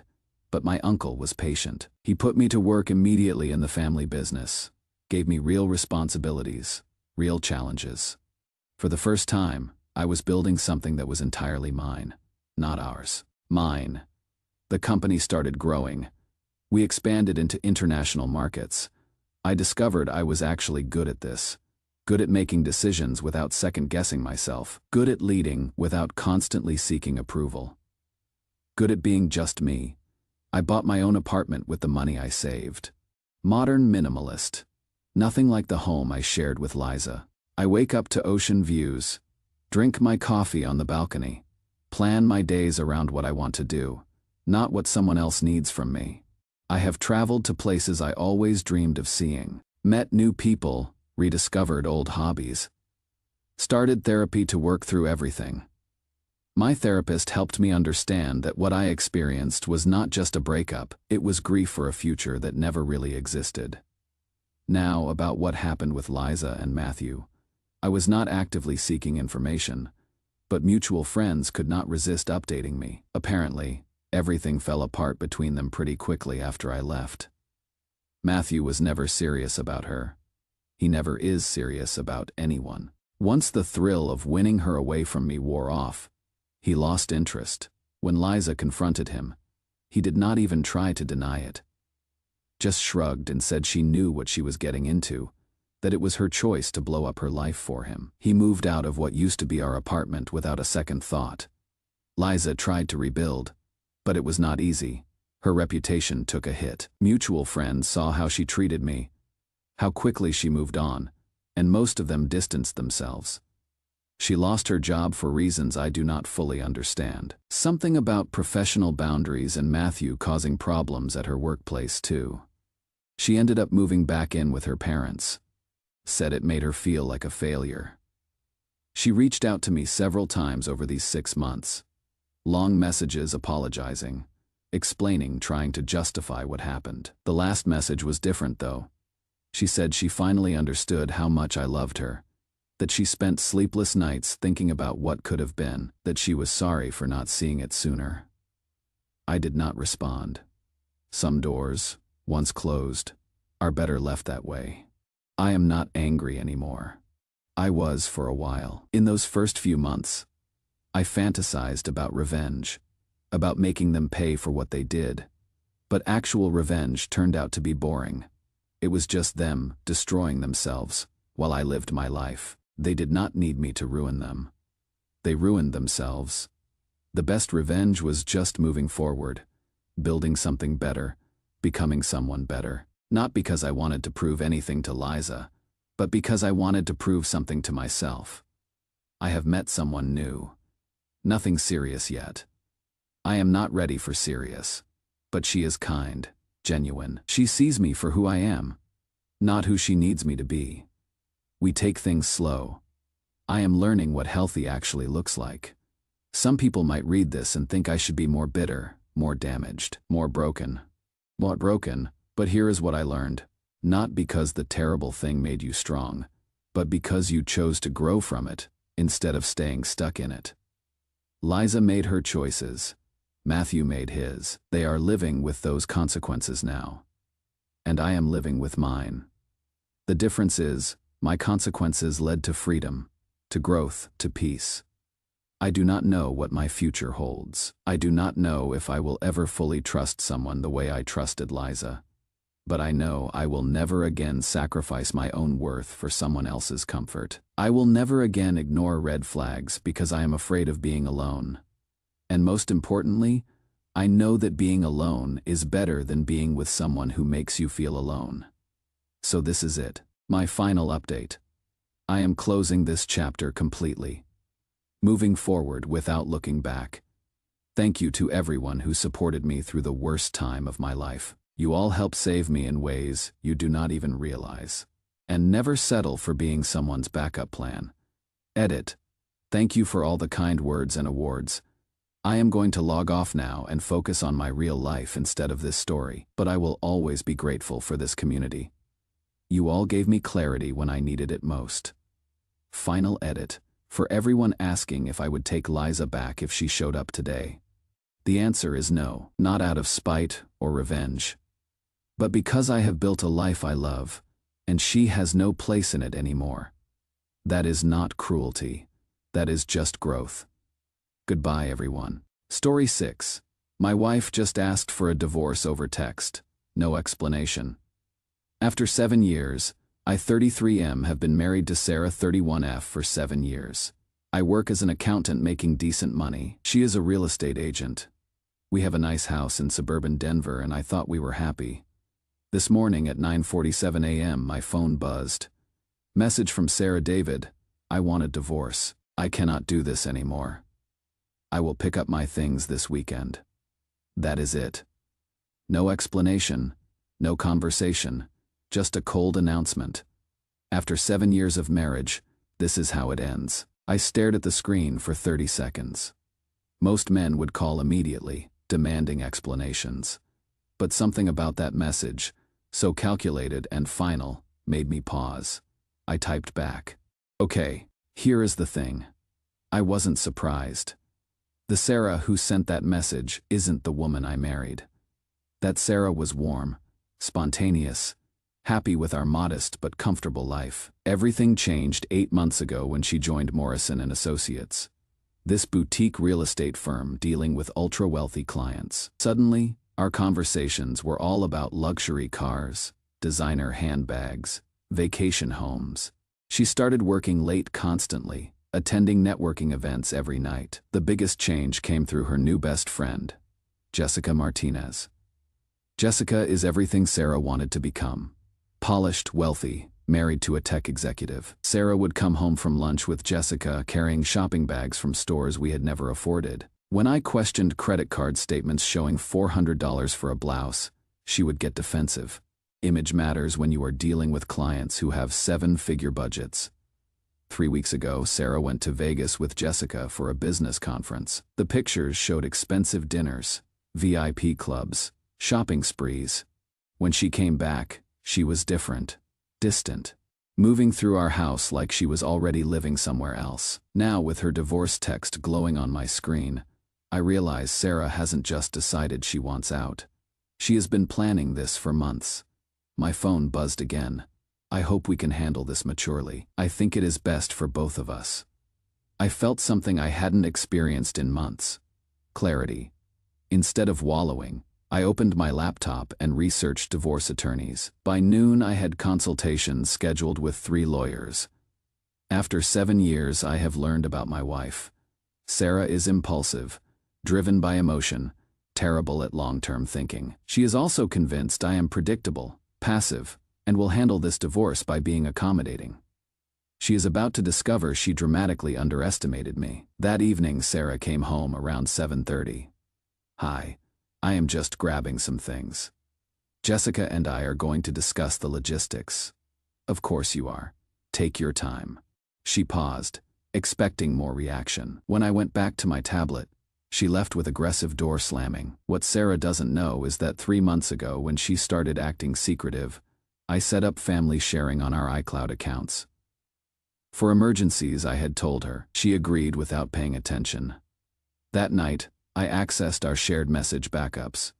What I found was worse than imagined, but exactly what I needed. First discovery: a group chat called Operation Fresh Start between Sarah, Jessica, and 2 other women. Messages going back 4 months. Jessica: girls. Life is too short to settle for mediocre men with mediocre incomes. We deserve better. Sarah: David is so predictable. He will probably cry and beg me to stay. He has no idea what is coming. Another from 2 weeks ago: Jessica's right about getting my finances in order. I have been moving money gradually. He is so trusting. he never checks. The most damaging evidence was Sarah's private messages with Jessica. Screenshots of our bank statements, photos of tax returns, pictures of my business documents. Sarah had been systematically documenting our assets. One exchange from last week, Jessica, remember, file first, claim irreconcilable differences, ask for temporary spousal support. Sarah, what about the house? Jessica, ask for the house and half his retirement. He will probably agree to avoid conflict. Sarah, and if he doesn't? Jessica, men like David always cave when they realize how expensive lawyers are. He will not want to drain that emergency fund. Reading those messages felt like watching my own murder being planned. But Sarah made one critical miscalculation. She assumed I would be the same accommodating pushover. She was wrong. Edit. Thank you for the response. I have my first attorney consultation tomorrow. Edit 2. Some ask why I stayed if there were problems. I thought we were just going through a phase. You try to make it work when you are married, right? Update Wednesday morning at 8 a.m. I sat in Margaret Chen's office. She is one of Denver's most respected divorce attorneys. I brought printed copies of all the messages. She reviewed everything. Mr. Anderson, your wife made several significant errors. Documenting assets and sharing them could be breach of fiduciary duty. Systematically moving marital funds is something judges take seriously. What are my options? More than she thinks. Colorado allows temporary restraining orders on all marital assets. We can freeze accounts, credit cards, prevent major financial decisions. Given this evidence, I am confident we can get orders by Friday. By Thursday afternoon, everything was in motion. Margaret filed for temporary restraining orders, citing Sarah's plan to hide assets. She requested an emergency hearing for financial misconduct. By 3 p.m. I had contacted banks and credit card companies. By 4 p.m. I had changed the locks, which Colorado law allowed since I am the primary resident paying all expenses. That evening, Sarah's laptop, which she had left behind, revealed more. Browser history showed luxury apartment listings, expensive car dealerships, dating websites, where she had created a profile using Vegas photos. Her email showed correspondence with a divorce attorney about expecting significant spousal support and half of assets. Sarah had been planning this for months, treating it like a business venture. My phone rang at 6:30 p.m. Sarah panicked. David, what did you do? My credit card was declined, and Jessica says hers was too. The bank says accounts are frozen. That is correct. Court order today, freezing all marital assets pending divorce proceedings. Court attorney David, I will be staying at the house as designated temporary resident. You will need other accommodations. 30 seconds of silence. David, can we talk like adults? We can work something out without lawyers. That ship sailed when you started planning this 4 months ago while photographing my business documents. My attorney will be in touch. Good evening. Saturday morning, her BMW pulled in at 9 a.m. She sat in the car several minutes before approaching. I heard her key, confused jiggling, then aggressive attempts. After 2 minutes, the doorbell rang. I opened the door. Sarah stood with 2 suitcases and genuine fear in her eyes. David, my key doesn't work. Correct. Locks changed yesterday per court orders. This is now my primary residence. She stared at me like I had started speaking another language. David, this is ridiculous. It is my house too, actually. We cannot. I showed her court documents. Judge Morrison issued restraining orders on all marital assets, including this house. I am designated primary resident since I have been paying mortgage, utilities, maintenance for 3 years while you spent our money on designer clothes. Color drained from her face. Where am I supposed to live? I assumed you would stay with Jessica. You two planned everything else together. First crack in her composure. Hands started shaking. David, you don't understand. I cannot. Jessica's husband is. It is complicated. She tried tears, anger, seduction attempts, promises. I remained unmoved. Finally, she gathered her suitcases.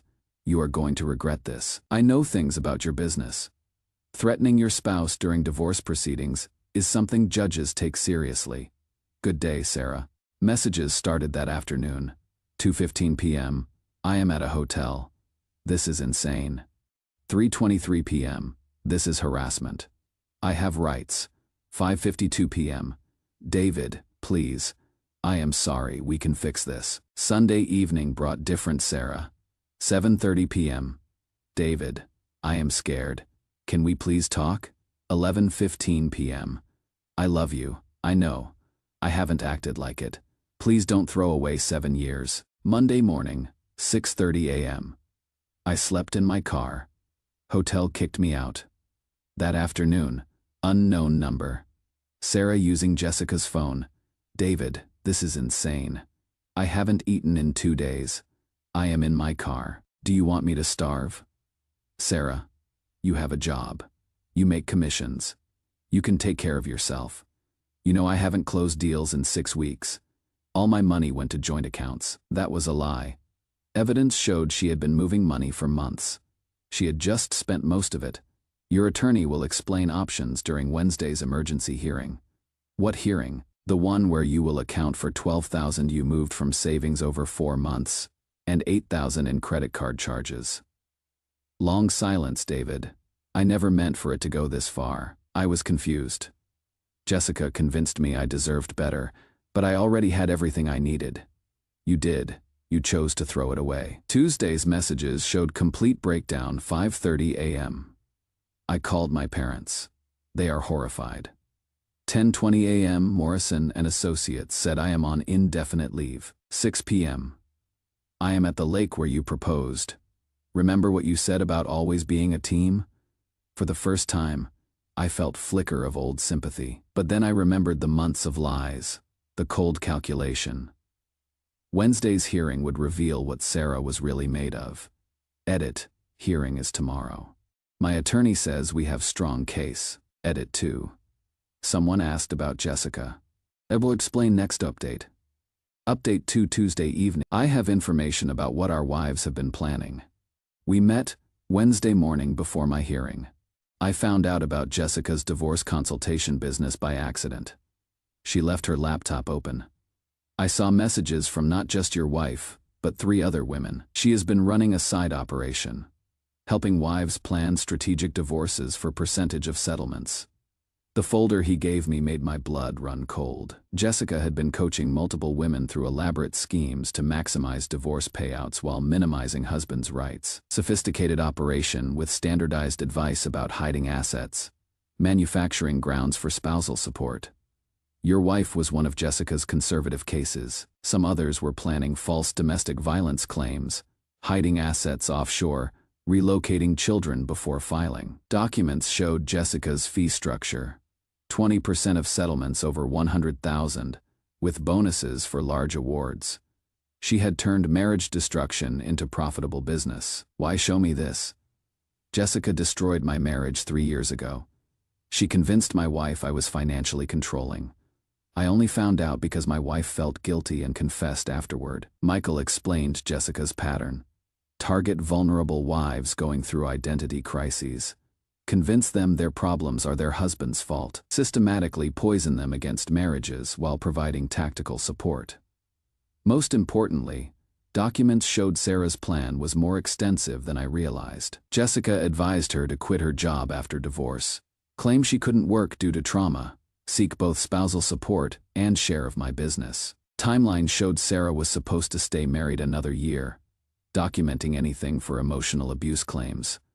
Jessica told Sarah to journal every argument, every time you questioned spending, building a case for claiming emotional abuse to strengthen her position. Evidence showed Jessica's communications with attorneys. She maintained relationships with divorce lawyers known for aggressive tactics, referring clients while receiving kickbacks. Mr. Anderson, I want Jessica's operation exposed. I am willing to testify, provide documentation, help ensure this doesn't happen to anyone else. I arrived at courthouse with Margaret and a briefcase of unexpected evidence. Sarah arrived 15 minutes late, looking like she would slept in her car, wrinkled clothes, messy ponytail, clearly been crying. Behind her was attorney Robert Steinberg. Your Honor, Margaret began. What we believed was straightforward dissolution has revealed itself part of larger fraud pattern. We have evidence Mrs. Anderson received coaching from third-party operating illegal consulting business, helping wives maximize divorce settlements through deceptive practices. When Margaret presented Michael's evidence, I watched Sarah's face go through confusion, recognition, fear, betrayal. She clearly hadn't known about Jessica's broader operation. Most damaging moment. Margaret read Jessica's written instructions. Document every instance where your husband questions decisions, shows spending concern. These can be reframed as controlling behaviors, justifying spousal support, and larger asset division. Judge Morrison's expression grew stern. Mrs. Anderson, were you aware? Miss Martinez charged fees and had financial arrangements with divorce attorneys. Sarah looked shocked. No, Your Honor. Jessica never mentioned fees. She said she was helping because we were friends. Mr. Steinberg, Miss Martinez before this case. Your Honor, hearing recessed. When resumed 30 minutes later, Steinberg was gone. Mrs. Anderson, you can represent yourself or request continuance for new counsel. However, given evidence of systematic asset manipulation and potential fraud, I am maintaining all restraining orders and adding requirements for financial transparency. Sarah chose to represent herself. Catastrophic decision. Without legal guidance, she made several damaging admissions. Your Honor, I did move money to separate account, but Jessica said all wives should have financial independence. I never meant to hide anything. I was confused. Jessica made it seem like I needed to protect myself. Judge ordered Sarah to provide complete financial records for past year. She also ordered mediation. As we left, Sarah sat alone outside crying. For a moment, I felt old protective instinct. But then I remembered the months of lies. Mr. Anderson, Margaret said, this case just became much simpler for you and much more complicated for your wife. That evening, my phone buzzed. David, I know you probably hate me, but I need you to know I never wanted to hurt you. Jessica convinced me you didn't love me anymore, and I needed to protect myself. I realize now I was wrong about everything. For the first time, I almost called back. But Sarah had always been skilled at saying exactly what people wanted to hear when in trouble. Edit, mediation scheduled Monday. Attorney says, Sarah will likely negotiate settlement to minimize damage. Edit 2, according to Michael, State Attorney General investigating Jessica. She could face serious criminal charges. Final update, it has been 6 months since the mediation that finalized my divorce. Here is the closure many of you asked for. Sarah arrived with new attorney Amanda Foster. Sarah looked completely different. Simple dress, minimal makeup, eyes down. Before we began, Margaret announced additional evidence. Our forensic accountant completed full audit. Arsa's interest began 8 months ago. Not 4 total. Mrs. Anderson, why didn't you tell me? Sarah barely audible. I forgot some. Jessica said. Small amounts wouldn't matter. Then Margaret dropped bomb. Investigation revealed Mrs. Anderson used marital funds to pay Miss Martinez's services. Credit card statements showed $3,200 to JM Consulting Services over 6 months. Sarah went white. Jessica said. Those were business course payments. Never told me it was divorce planning. A course called Strategic Life Transitions for Women. Description explicitly states it focuses on optimizing marital dissolution outcomes. Foster asked to speak privately. 20 minutes later, they returned. Foster looking defeated. My client is prepared to make settlement offer. Complete collapse followed. Evidence of systematic deception combined with payments to Jessica's illegal business destroyed Sarah's claims to spousal support. Margaret's offer. Sarah returns $18,000 plus interest. Reimburses $3,200 for Jessica's service. No spousal support, keeps vehicle and belongings, but forfeits house, business assets, retirement accounts. Too harsh, Foster protested. Your client spent 8 months systematically stealing while planning fraudulent divorce. You're not pursuing criminal charges. $21,000. I don't have that. I will be ruined. You should have thought about that before planning to ruin me. I never wanted to ruin you. Jessica convinced me you were leaving anyway, that I needed protection. I got scared. Final settlement was harsh. Sarah repays $21,200 over 18 months. Payments from employer before she receives paychecks. Keeps car and belongings but forfeits all other marital assets. If she fails payments, I can pursue civil and criminal charges. Sarah signed with shaking hands. As everyone prepared to leave, Sarah approached. When I sent that divorce text, I thought I was being strong, but I was being controlled by someone else's agenda. Jessica never cared about me. She saw me as a mark. Everything she told me was designed to make me do exactly what I did. Why tell me this now? Because I want you to understand the woman who destroyed our marriage wasn't really me. It was a twisted version Jessica created. I looked at Sarah. Jessica didn't force. She made it seem reasonable. You are right. I made those choices. I own them. I just hope someday you might remember there was a time when I loved you. I do remember. That is what makes this heartbreaking. Divorce finalized 3 days later. Michael Martinez updated me about Jessica's state attorney general opened investigation. 3 other husbands came forward. Jessica facing charges for unlicensed business, consumer fraud, potentially racketeering. 2 weeks later, Jessica's husband filed for divorce. Jessica lost everything: her house, car, assets, plus facing criminal charges. She had been funding her lifestyle with money from her divorce scheme. Jessica was eventually sentenced to 4 years federal prison for racketeering and fraud. Her operation destroyed dozens of marriages across multiple states. Sarah moved to small apartment, took job at different real estate company focused on modest homes for first-time buyers. According to friends, she made payments on schedule, seemed to be rebuilding with genuine humility. I never saw or spoke to her again after mediation. 6 months later, I found myself in surprisingly good place. House felt more like home. I had used some repayments to renovate the kitchen. My business was thriving. Word got out, and I received referrals from men going through divorces, wanting accountant understanding asset protection. Sarah's betrayal led me to discover meaningful work. I started dating again. One woman, Rachel, was elementary school teacher who drove 10-year-old Honda, perfectly happy splitting checks. You seem surprised. I am okay going Dutch, Rachel commented. My ex-wife convinced me paying for everything. That sound my way. After I was at farmer's market when I heard familiar voice. David. Sarah stood nearby, looking like the woman I had married. Jeans, simple sweat. Hello, Sarah. I wasn't sure if you would want to talk. It is fine. How are you?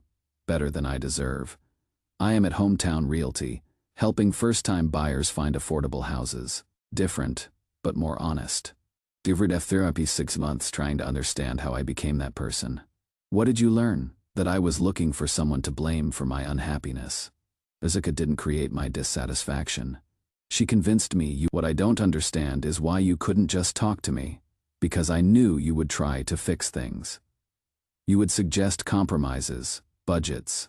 You would be reasonable, and I didn't want reasonable. I wanted to be angry and blame someone else.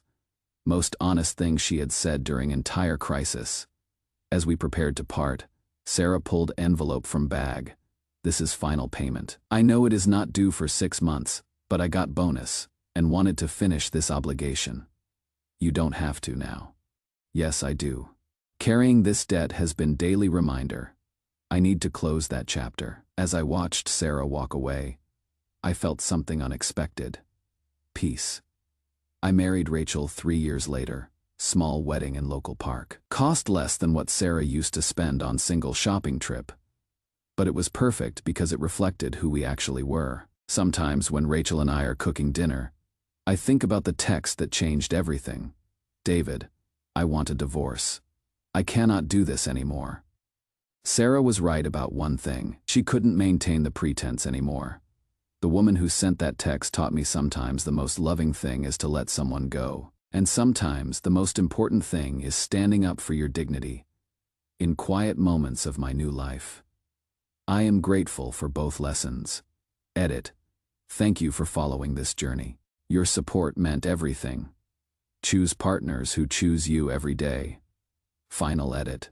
For those asking if I would take Sarah back, the answer is no. Not from spite, but because I have built a life I love and she has no place in it. That is not cruelty. That is growth. Story 7. My 29M girlfriend, 26F, said I was suffocating her and needed space. What I discovered changed everything.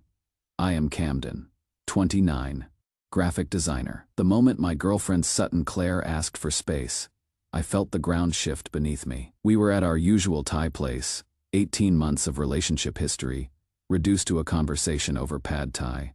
I couldn't finish. Camden, I love you, but I cannot breathe. Her hand hovered near mine without touching. You are always there, always texting, always planning. I need to figure out who Sutton is outside of us. The rules came next, rehearsed and deliberate. Minimal texts, weekend plans when she is ready. No unannounced visits. She framed it as self-discovery, gym time, coworker bonding, personal growth. I wanted to believe her because that is what love meant to me. Respecting boundaries even when they hurt. My roommate Fletcher called bullshit immediately. Since when is caring about your girlfriend a crime? But I convinced myself this was about growth, not abandonment. 3 weeks of space taught me the difference between those two things. For 3 weeks, I texted every 3 or 4 days. Casual stuff. Hope your presentation went well. They have that wine you like at Trader Joe's, she responded, but different, shorter, like she was doing me a favor. Meanwhile, her Instagram exploded with activity. Gym selfies at 9 p.m. when she used to hate working out after 6. Tagged photos at happy hours with unfamiliar names. This guy Bridger commenting on everything. Apparently her trainer. Fire emojis on her workout posts. Killing it as always. Something felt off, but I pushed it down. I was being paranoid, right? She just needed space. Then her sister Tinsley slipped up at Whole Foods. Oh, Camden.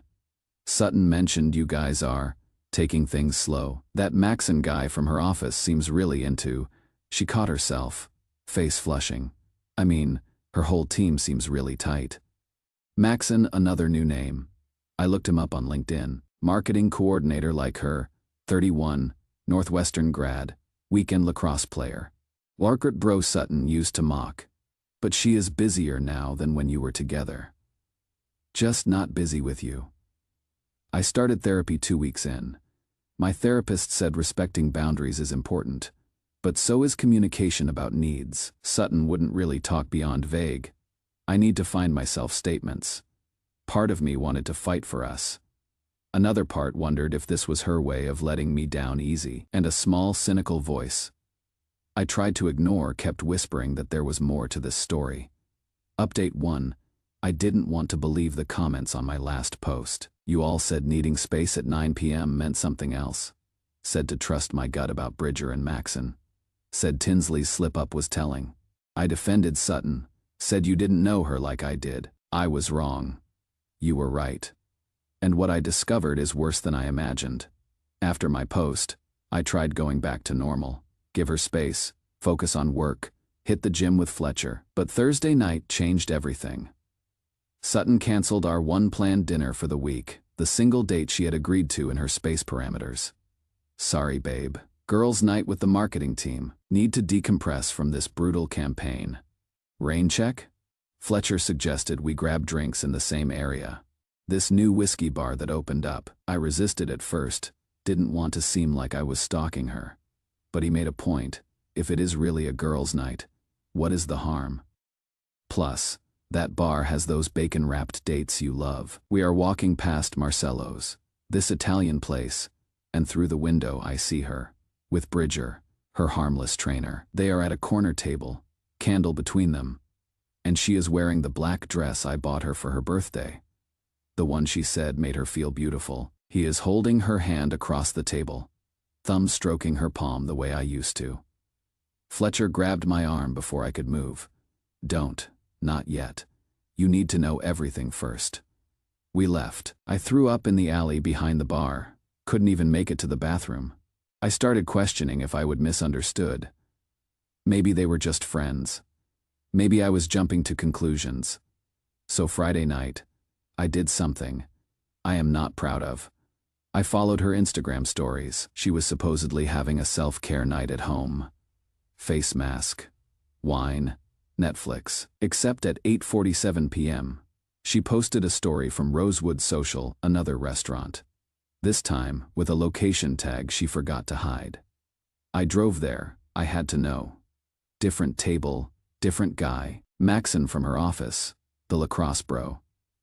They were sharing dessert, that chocolate lava cake she always said was too rich to eat alone. He was feeding her a bite when I saw them through the window. She was laughing, head thrown back, hand on his thigh. 2 different men, 2 consecutive nights. While I was at home respecting her space, analyzing every text to make sure I wasn't being too clingy, she was dating. Not just seeing what is out there, actively dating multiple people while keeping me on a string. I hired someone, yes, I went there. A private investigator my cousin used during his divorce, not some cheap online service. His divorce attorney recommended someone reputable who specializes in infidelity documentation. Cost me $1,800, but worth every penny for what they found. Sutton's on 3 dating apps. Profile created 4 weeks ago, a full week before she asked me for space. Her bio reads, taking a break from serious relationships, looking for fun connections and new experiences. There are screenshots of conversations with at least 7 different men. Messages where she says things like my ex was sweet but boring, and finally free to explore what I really want, and previous relationship was suffocating. Need someone who can keep up with me. EX. She is calling me her ex while still texting me goodnight sometimes. While still saying she loves me but needs space. While keeping me as what, a backup plan, a safety net? The investigator found more. She has been on at least 4 confirmed dates in the past 2 weeks. Bridger 3 times, Maxon twice, and 2 other guys once each. Restaurant reservations, movie tickets purchased on her credit card, Uber rides to addresses that aren't hers or any of her girlfriends. But here's the part that really messed me up. She has been screenshotting my texts to her group chat, laughing about how I am still hovering even during space and cannot take a hint. Tinsley's boyfriend Garrett sent me the screenshots he felt I deserved to know. Messages where she calls me pathetic for still trying, boring for being predictable, and get this, too safe to marry but too comfortable to fully let go of yet. I have been sitting on this information for 48 hours. Haven't confronted her. Haven't told her I know. I am following advice from the investigator and my lawyer cousin. Document everything first. Plan your exit strategy, then execute. She texted me yesterday thinking of you. Maybe we can grab coffee this week? Like nothing's happening. Like she is not juggling multiple men while I am suffering through this fake space request. The rage I feel is unlike anything I have experienced. Not just at the cheating, because that is what this is, regardless of what she calls it. But at the calculated cruelty of it all. She could have just broken up with me. Instead, she kept me dangling while she auditioned my replacements, made me feel like I was the problem. Like my love was somehow defective, while she was out there marketing herself as newly available. Fletcher's been my rock through this. He said something that hit deep. She didn't need space from you, bro. She needed space for them. You were just too decent to see it. I know what I have to do. I am not the kind of person who takes this lying down. The Camden who would have tried to fix things, win her back, prove he could be less clingy. That guy died in the alley behind the whiskey bar. What is left is someone who understands that some betrayals demand consequences. I am meeting with one of her matches from the dating app tomorrow. He doesn't know who I am. I am using my middle name in different photos. She already agreed to a date with River Sterling this Friday. She has no idea she will be meeting me instead. Some of you might judge me for what I am planning, but when someone plays games with your heart while pretending to need space for self-discovery, they deserve to discover some hard truths about consequences. Will update after Friday. Wish me luck. Update 2. Friday night arrived. I had been River Sterling for 3 days, charming her through messages that apparently showcased everything I wasn't: mysterious, unavailable, with just enough edge to keep her interested. It is disturbing how easy it was to become everything she claimed to want, once I knew what lies she had been telling about me. I arrived at Carbone's 20 minutes early. Upscale Italian. Her suggestion. The same place she had wanted to go for our anniversary, but said was too expensive to justify. Apparently, it is justifiable when you are cheating. I wore my regular clothes, jeans, the blue button-down she once said, brought out my eyes. My everyday watch. Nothing special. The real Camden, not the fabricated River. She walked in at 8:17, 3 minutes late. That black dress, again. Guess it is her signature date night with someone new outfit. Her face when she saw me. I will remember it forever. The confident smile melting into confusion, then recognition, then pure, undiluted horror. Camden, her voice cracked. What are you? Why are you here? Waiting for my date, I said, standing up like a gentleman. River Sterling couldn't make it, but I thought I would fill in. Please, sit. We have a lot to discuss. She stood frozen. Other diners were already glancing over, sensing drama. I don't understand. How did you? Sit down, Sutton. My voice was calm, controlled, months of therapy about to pay off. Unless you want to have this conversation standing, with everyone watching. She sat, her hands shook as she reached for the water glass. Camden, I can explain, no need. I pulled out my phone, placed it on the table. I have your dating profiles right here, taking a break from serious relationships. Just needed space. Right? Her face went pale. You hacked my accounts. Didn't have to. You are on public dating apps, Sutton. Anyone can find them. Like Bridger did, and Maxon, and... I scrolled through my screenshots. Derek, Antonio, Chase, and Ryan. Busy 3 weeks of self-discovery. You have been stalking me? Stalking? I laughed, probably too loud. I was respecting your space while you were collecting men like Pokemon cards. Tell me, was the gym story ever real? Or was 9 p.m. always your prime hunting hour? The waiter approached. I ordered a bottle of wine, the expensive Barolo she always wanted to try. We are celebrating, I told him. My girlfriend's finally free to explore all her options. Stop it, she hissed once he left. You are embarrassing me. I am embarrassing you. I pulled up the group chat screenshots. Should I read these out loud? The ones where you call me pathetic, boring, too safe to marry but too comfortable to dump. Crocodile tears. I realized, even now, she was performing.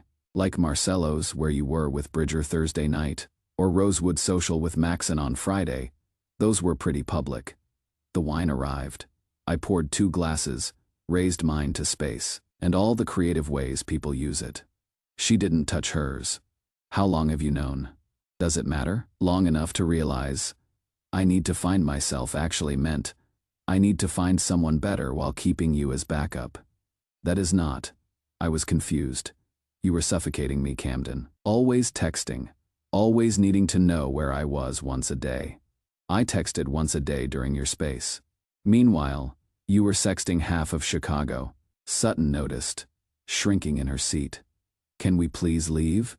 I am good here, but you are free to go. Take all the space you need. Permanently this time. She stood up, grabbing her purse. You are being cruel. No.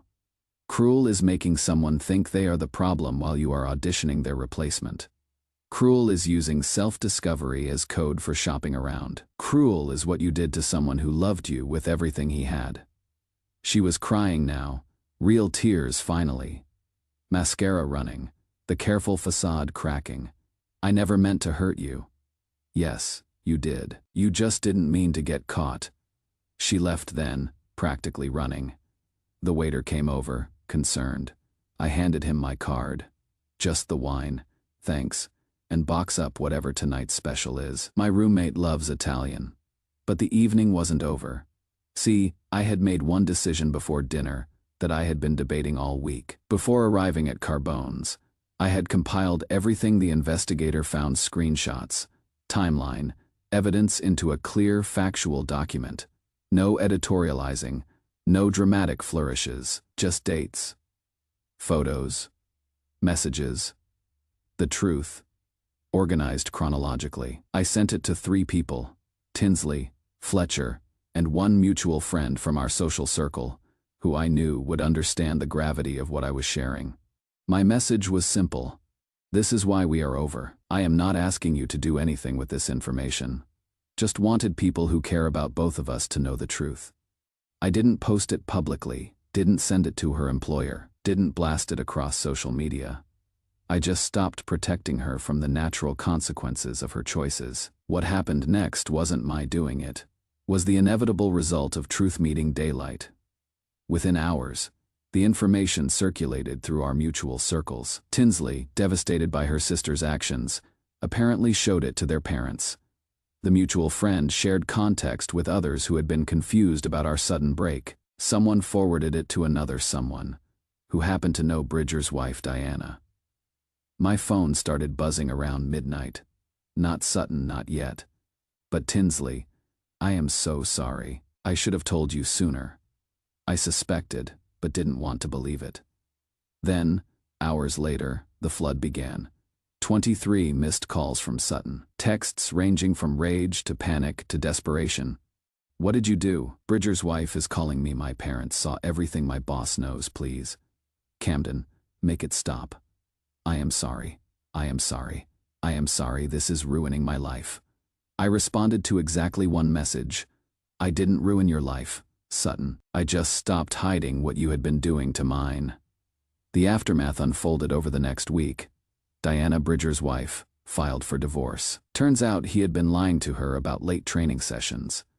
She posted her own story on social media, not the screenshots I had compiled, but her own experience of discovering her husband's affair. She tagged Sutton's workplace in one post, though I never asked her to.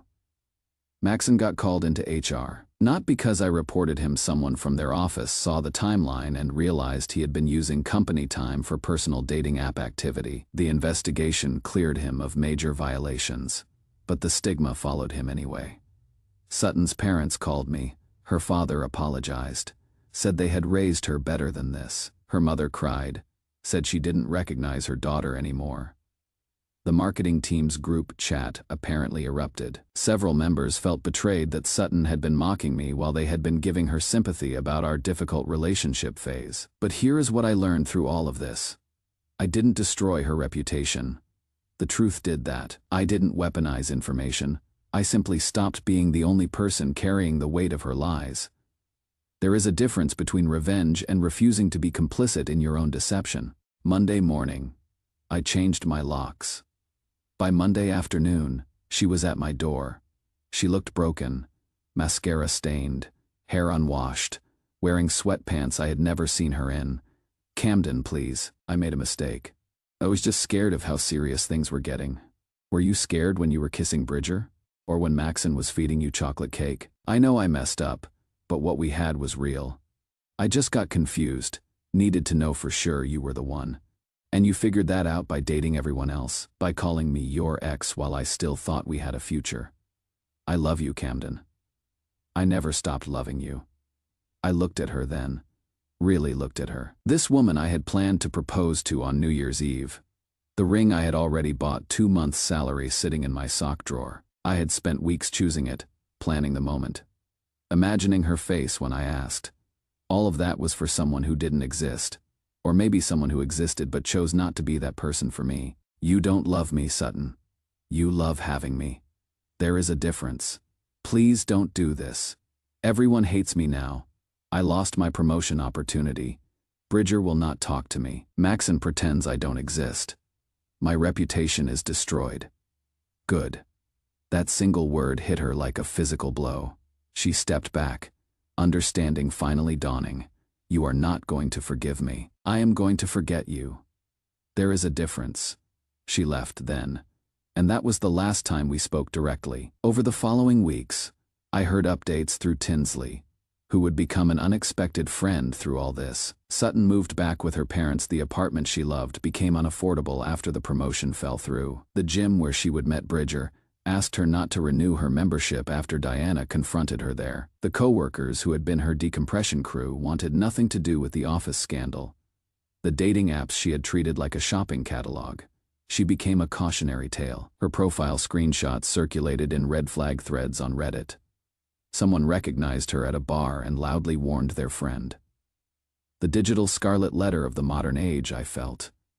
Nothing, not satisfaction, not vindication. Just the hollow relief of a bullet dodged.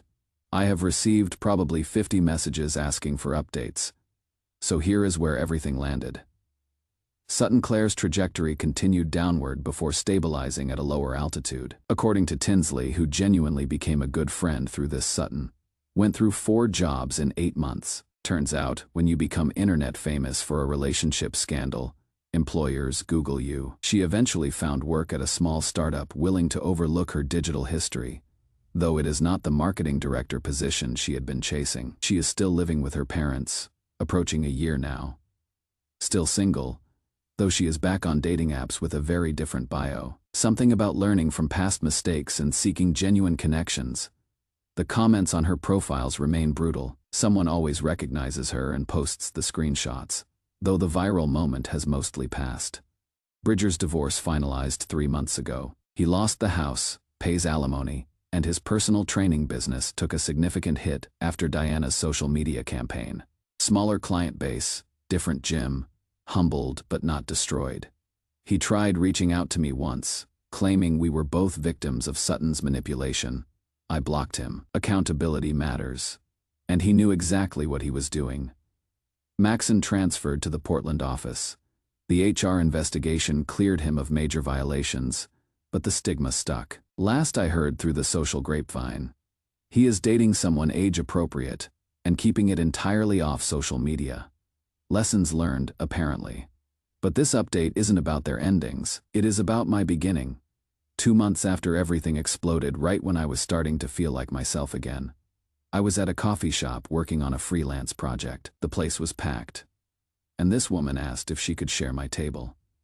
She had a camera bag, laptop, and what looked like 3 days' worth of editing to tackle. Her name was Reagan Blair, and she was racing a deadline for a wedding photography delivery. We worked in comfortable silence for nearly 2 hours before she finally looked up and said, "You are the space guy, aren't you?" My stomach dropped. The story had made rounds on TikTok, apparently. Someone had stitched together the Reddit posts with commentary. But instead of judgment, she said something unexpected. "Good for you." My ex pulled the same space card, except I gave him 3 months before I figured it out. Turned out he had been finding himself in his coworker's apartment. You saved yourself time. We talked until the coffee shop closed, then moved to the bar next door, then exchanged numbers. What started as shared workspace became coffee dates, then real dates, then something I hadn't expected to find again, genuine connection. Reagan was everything Sutton pretended to be. Direct communicator, she tells me what she needs instead of playing games. When wedding season hit and she needed actual space to focus, she explained exactly what that meant. "I will be editing 18 hours a day for the next week, but I will text you when I surface for food. I promise I am not secretly dating 7 guys, just drowning in raw files." We laughed about it because we could, because there was trust built on honesty instead of performance. 6 months in, she gradually moved in. Not officially, at first she just started leaving things at my place. Toothbrush, then laptop, then half her wardrobe. Fletcher joked she should pay rent, so she actually did. Then we made it official. The woman who shared my coffee shop table now shares my life. Last week, I proposed. Not on New Year's Eve like I would meticulously planned with Sutton. On a random Tuesday morning, over coffee. At the same shop where we met, same table. Actually, I would secretly reserved it. She said yes before I even finished asking. The barista started crying. Someone at the next table recorded it on their phone. It went viral, but the good kind this time. Comments about second chances, finding the right person, proof that endings can become beginnings. Sutton saw the announcement. Of course she did. Everyone did. I know I have no right to say this, but you deserved someone who saw your worth. I am sorry I didn't. I didn't respond, but I didn't block her either. Living well isn't about revenge anymore. It is just about living well. The ring I had bought for Sutton, 2 months' salary, carefully chosen, representing a future that never was, I sold it. donated the proceeds to a domestic violence shelter. It felt like the right way to transform something toxic into something helpful. Reagan's ring was different. She helped design it. No surprises, no secrets, just partnership. Reagan knows about this Reddit account. She laughed when I showed her my posts and said, "You are a better writer than you give yourself credit for." She is reading over my shoulder right now, actually, making sure I mention that she is the hot photographer with excellent taste in damaged designers. Fletcher's my best man. In his speech draft, which he practiced on me last week, he has a line: Camden needed space from someone who said she needed space, and found someone who just needed him. Cheesy. Absolutely, but accurate. Tinsley's in our wedding party. She jokes that she is the villain's sister who defected to the good side. She is also how I know Sutton's still struggling, still searching, still posting vague Instagram quotes about growth and self-discovery, still getting occasional roasts in the comments from people who remember. But here is the thing, I don't take satisfaction in that anymore. Her life is her life. Mine is mine. And mine is full of someone who chose me without needing to audition anyone else first. My therapist, who I still see monthly, says this whole experience taught me the difference between anxious attachment and genuine care. I wasn't clingy, I was with someone who made normal affection feel like an intrusion. Reagan thanks me for checking in, appreciates the planned dates, loves the good morning texts. Turns out, I wasn't too much. I was just with someone who wanted too little. The wedding's in October, small ceremony, immediate family, and close friends. The coffee shop is catering, the owner insisted. Said our story gives her hope for humanity. We are keeping it simple, genuine, real. Everything my relationship with Sutton wasn't. Oh, and the final twist. Mika, the private investigator I hired to uncover Sutton's cheating. She and Fletcher have been dating for 6 months. Turns out, truth-seeking really does lead to authentic connections. Life's weird and wonderful that way. Reflections. What I learned about space and second chances: real space has boundaries, end dates, and clear communication. I need 2 weeks to focus on this project. But let's plan something for the 15th. Fake space has dating apps, secret dinners, and gym selfies at suspicious hours. I need to find myself with no timeline. No check-ins. No clarity about what comes next. The difference isn't subtle. It is a canyon. You are not too much. You are just with someone who cannot handle enough. Sutton gave me space I didn't ask for. In that space, I found Reagan. Found myself. Found what actual love looks like when it is not being rationed out between multiple recipients. Found the difference between someone who tolerates your presence and someone who cherishes it. Sometimes, the trash takes itself out. Sometimes choosing yourself means walking away with dignity and letting consequences unfold naturally. Sometimes, the best revenge— I don't hate Sutton anymore. I don't think about her much at all.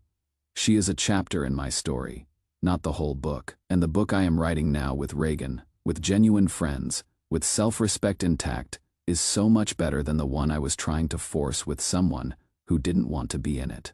Camden out. Story 8. My wife said it is just professional. You know, I had never crossed that line when she went as someone's date to an art gala.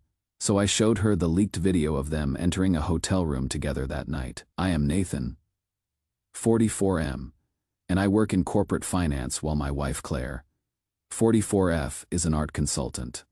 We have been married 15 years. And I have always trusted her completely. She works with wealthy collectors and occasionally attends events as their professional companion, normal in her field. Last month, Claire landed a new client, Sebastian Morrison, 50s. Some recently divorced tech executive worth stupid money who wants to build an art collection from scratch. This could be my biggest commission ever. 3 weeks ago came the curveball. Sebastian needed someone for the Modern Art Gala downtown, couples-only event. No one to bring. It is purely professional, Claire assured me. He is paying a consultation fee plus all expenses. Wealthy divorced guys sometimes get ideas. Nathan, you know I had never crossed that line. This is business. Friday night Sebastian sent a car. Claire looked stunning in a black dress I had never seen. Something expensive his assistant had picked out. "The dress is part of the image," she explained, putting on diamond earrings I didn't recognize. "I need to look like I belong in his world." I spent the evening playing FIFA, checking my phone for her updates. She texted photos of the venue and art pieces, complained about pretentious conversations. Around 9 p.m. she posted an Instagram story, "Beautiful evening at the Modern Art Gala." Then, at 10:30 p.m., another story. Photo of her and Sebastian at their table, both looking elegant, her laughing at something he said. The caption read, "Having an amazing time with my date tonight." That word hit wrong. Date. Not client, not colleague, I commented. "Thought this was just professional." Her reply came fast. "You know what I meant, LOL, don't be silly. Everyone here calls their companions dates, too defensive." I tried calling at 11 p.m. but got voicemail. Her location showed she was still at the venue. Around 2:30 a.m. she texted, "Sorry baby, got so tired after the after party. Staying at Monica's place tonight instead of driving home late. Don't want to risk it after champagne. Love you." Monica's her work friend downtown. Made sense. But Claire usually called when plans changed. Saturday morning she came home exhausted. Said the gala ran late. Then an after party until 2 a.m. "How was Sebastian?" I asked. "Fine, professional. He was pleased with the connections I helped him make." She seemed distant though, wouldn't make eye contact. That afternoon while doing laundry, her phone buzzed. Instagram notification from Jennifer Fayarts. "Girl, saw the video from last night. You and that guy looked so Sunday evening. I brought it up casually while she cooked dinner. Someone named Jennifer messaged you about a video from the gala." Claire dropped her spoon. "What video?" "Something about you and that guy. Probably just some random person. You know how social media is." But her voice shook. "Monday at work, I couldn't concentrate. 20 minutes of scrolling and I found it. Someone's story from Friday night, timestamped 11:47 p.m. Caption, VIP section getting spicy in the background, clear as day. Claire and Sebastian walking toward the hotel lobby connected to the event space, her hand on his arm standing very close, heads together in intimate conversation. But that wasn't the worst part. The video showed them approaching the hotel elevators. And just before they disappeared from frame, Sebastian's hand was clearly visible on the small of Claire's back, guiding her forward in a way that looked anything but professional. The gesture was unmistakably intimate, possessive, even. I screenshot everything and sat in my car in the office parking lot, hands shaking like I had had too much caffeine. My wife had lied to me. She wasn't at Monica's place Friday night. She was at a hotel with her client. But what happened next when I confronted her about it made me realize the professional boundary she promised to maintain had been completely shattered in ways I never could have imagined. Update 1. Sorry for not updating sooner. Worst week of my life. My buddy Mike keeps asking what is wrong, but I haven't told anyone yet. After finding that video Monday, I spent the week gathering evidence before confronting Claire. Tuesday, I checked our shared financial records. Claire used our joint Amex Friday night, but the charges didn't match her Monica story. Dinner at Aurelius, an expensive French restaurant, $340 for 2 people. Then, a Meridian hotel charge at 11:56 p.m., the same hotel from the video. Wednesday, I called Aurelius pretending to plan an anniversary dinner, asked what time we left Friday night, gave them the name Morrison. Your table for 2 was seated at 10:30 p.m. Most parties finished between midnight and 12:30 a.m. So Claire and Sebastian had a romantic dinner after the gala. That evening, I checked Claire's location history on our shared Google account. Friday night, gala venue until 10:15 p.m., Aurelius until 11:45 p.m., then Meridian Hotel from midnight until 8:45 a.m. Saturday. 9 hours at a hotel. Thursday, I called Monica directly. Thanks for letting Claire crash at your place. Friday night. What? Claire wasn't here. I was in Chicago visiting my sister for the weekend. My heart started pounding. Been here since Thursday, why? I hung up and sat in my office trying not to hyperventilate. Claire had lied about everything. Thursday evening, I called my brother Kevin in Portland. He went through a messy divorce 5 years ago, Kev. I think Claire might be cheating. I told him everything. The gala, video, hotel charges, Monica lies. You need to confront her, but get everything documented first. Screenshots of financial stuff, location data, everything. Maybe call a lawyer to know your options. I don't want divorce, just truth. The truth might be worse than you think. Friday evening, I confronted Claire. She was making pasta sauce when I set my phone on the counter with all the screenshots. Claire looked at the screen and went white. Nathan, I can explain everything. Start with why you said you stayed at Monica's when she was out of town. I didn't want you to worry. Worry about what? Long pause. After a $340 dinner. Show me your phone, I said. What? If this was innocent, show me your texts with him. Claire hesitated. You are being paranoid. Show me or I am calling a lawyer Monday. Her hands shook as she unlocked her phone. Her hands shook as flirted and called her beautiful. Her excited about their special Friday night messages. You look absolutely stunning tonight. I cannot stop thinking about how perfect you look. Her response, thank you for such an amazing evening. I feel so alive when I am with you. Saturday morning last night was incredible. I have never felt this connection. When can I see you again? Claire's response. Soon. I need to figure things out at home first. How long has this been going on? I asked. Nathan, please, let me explain. How long, Claire? 3 weeks, since I started working with him, and Friday night. She couldn't look at me. We went to his suite after dinner. We were talking, drinking wine, and things just happened. You slept with him. It wasn't supposed to happen. New dress. Lies about Monica. Spent the night with him. She nodded, crying. I went upstairs and started packing. Claire followed, begging me to stay. It meant nothing, she kept saying. Just physical attraction. I love you, Nathan. If you loved me, you wouldn't text another man about how alive he makes you feel. That was just excitement. You know how routine our marriage has become. I stopped packing and turned around. Routine. Is that what 15 years means to you? That is not what I meant. That is exactly what you meant. I finished packing and headed for the stairs. Claire grabbed my arm. Place. I need space to think. It wasn't one mistake. It was 3 weeks of emotional cheating followed by physical cheating. And you only told me because I caught you. As I was putting my bag in the car, my phone buzzed with a text from a number I didn't recognize. You should know your wife has been posting about Sebastian on her private Instagram account. Thought you deserved to see what she has really been saying about her marriage. The attached screenshots showed posts I had never seen, on an account I didn't know existed. But what this stranger was about to show me would reveal that Claire's betrayal went far deeper than just one night of passion, and had been planned in ways that would make me question everything I thought I knew about my wife. Update 2 had to take the rest of the week off work. Told my boss I was having a family emergency, which wasn't exactly a lie. Mike's been great about letting me crash at his place, though his girlfriend Emma keeps making awkward small talk and asking if I need anything. The text Monday night was from Jennifer Patterson, the woman who had messaged Claire about the video. Turns out she is a gallery coordinator who works in the same art circles as Claire and has mutual friends in the industry.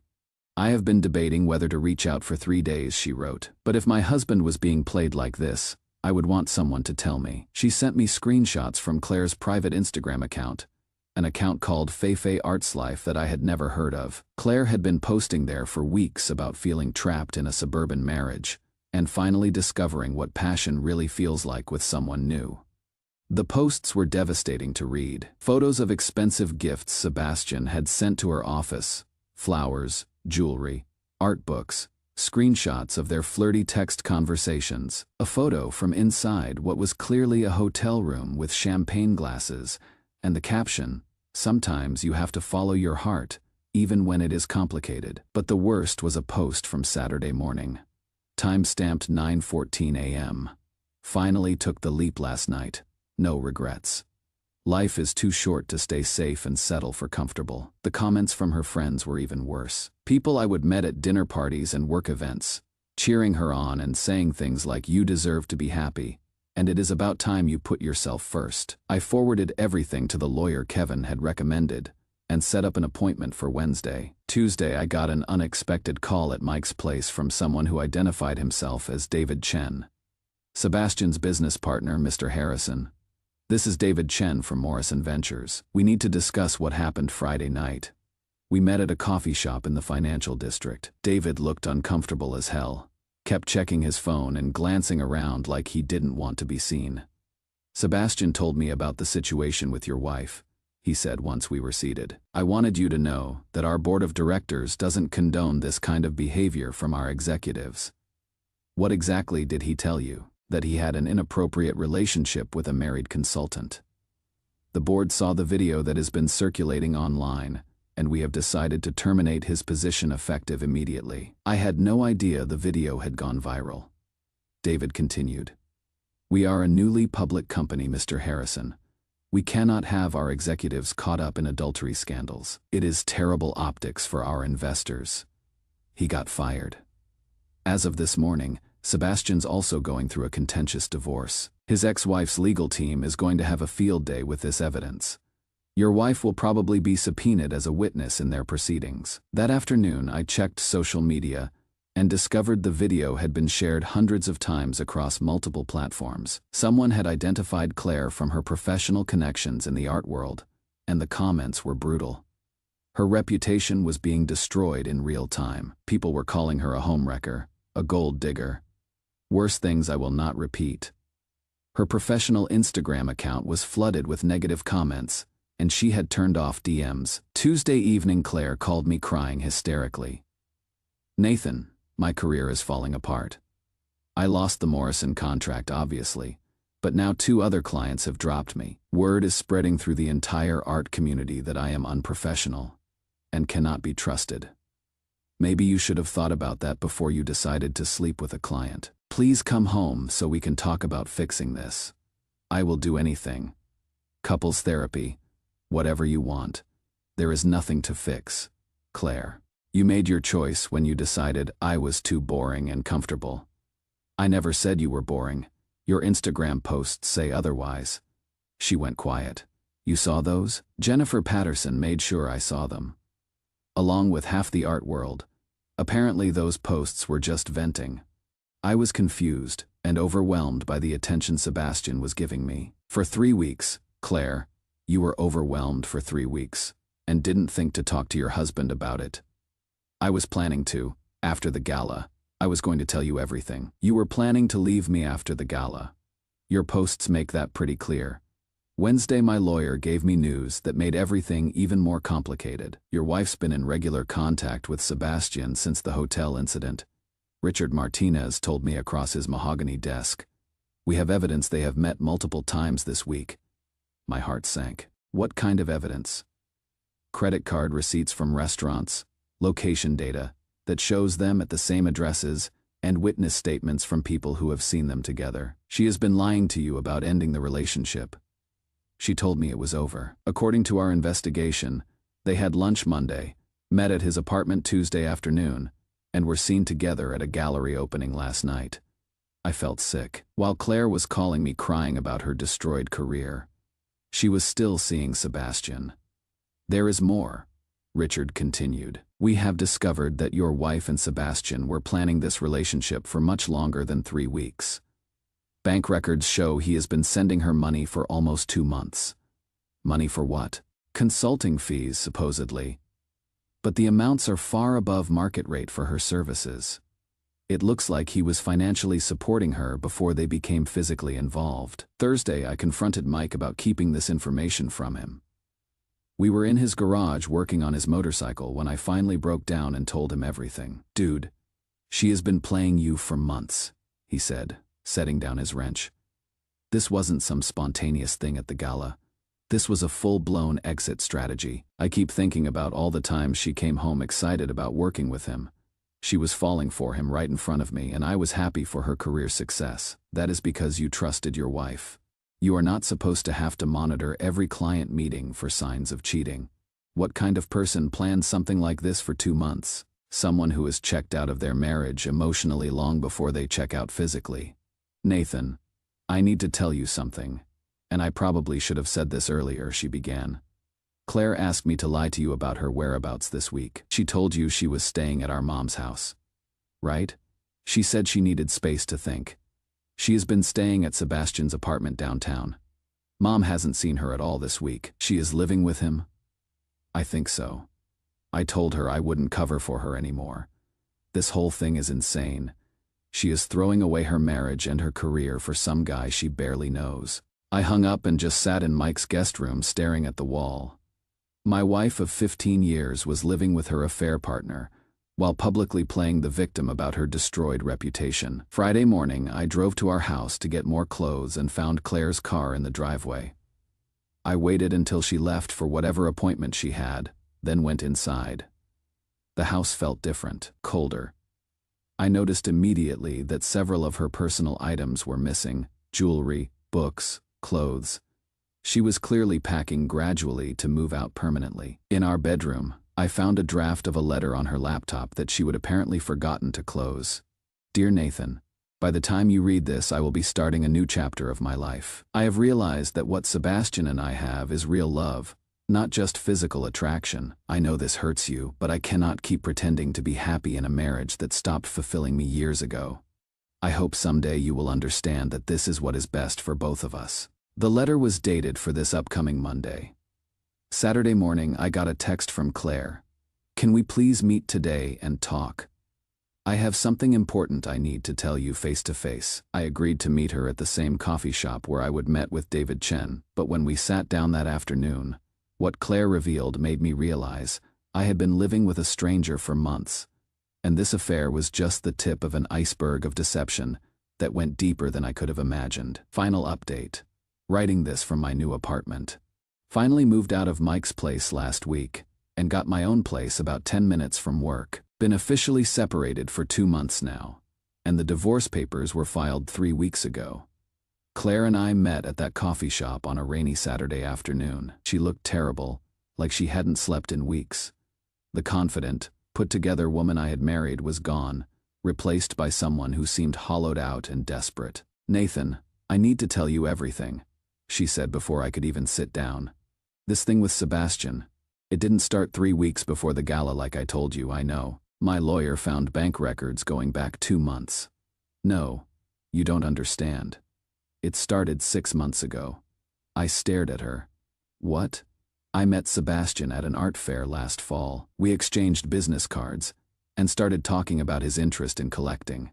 The flirting started almost immediately, but it was just emails and texts at first. 6 months. The business relationship was real, but there was always an undercurrent of attraction. By January, we were meeting for coffee regularly. By February, we were having long dinners and talking about everything: art, life, our relationships. I felt like I had been punched in the stomach. You have been emotionally cheating on me for half a year. I didn't think of it as cheating at first. He was just someone who understood my passion for art in a way you never did. Someone who made me feel intellectually stimulated. When did it become physical? 3 weeks before the gala, like I told you. But Nathan, the emotional affair had been going on much longer. She pulled out her phone and showed me a text thread that went back to November.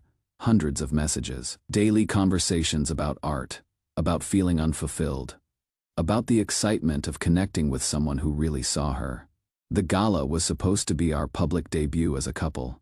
She continued, we thought, if people saw us together in a professional context first, it would make the transition easier when I left you transition. Sebastian offered me a partnership in his new art acquisition company, a chance to curate collections for wealthy clients all over the world, and he wanted me to move in with him. So Friday night wasn't a mistake or a moment of weakness.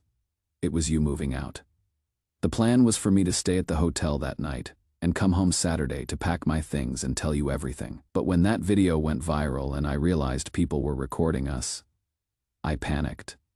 You were planning to leave me that weekend. Sebastian had already put a down payment on a penthouse apartment. We were going to travel together, build this business together. It felt like the life I had always wanted but never thought I could have. She showed me photos on her phone of the apartment Sebastian had been planning to buy for them. Floor-to-ceiling windows, views of the city, The kind of place I could never afford on my finance salary. What changed your mind? I asked. Sebastian got fired Monday morning. The scandal destroyed his reputation, and now no one in the art world will work with him. His ex-wife's lawyers are going after everything he owns. The apartment deal fell through when his assets got frozen. So you came crawling back because your plan fell apart. I realized I had made a horrible mistake. I threw away 15 years of stability and love for 2 months of excitement and fantasy. It wasn't 2 months, Claire. It was 6 months of lying to my face every single day. She started crying. I know. I destroyed everything. But what Sebastian and I had wasn't real. It was just the thrill of something forbidden and new. And what we had was what?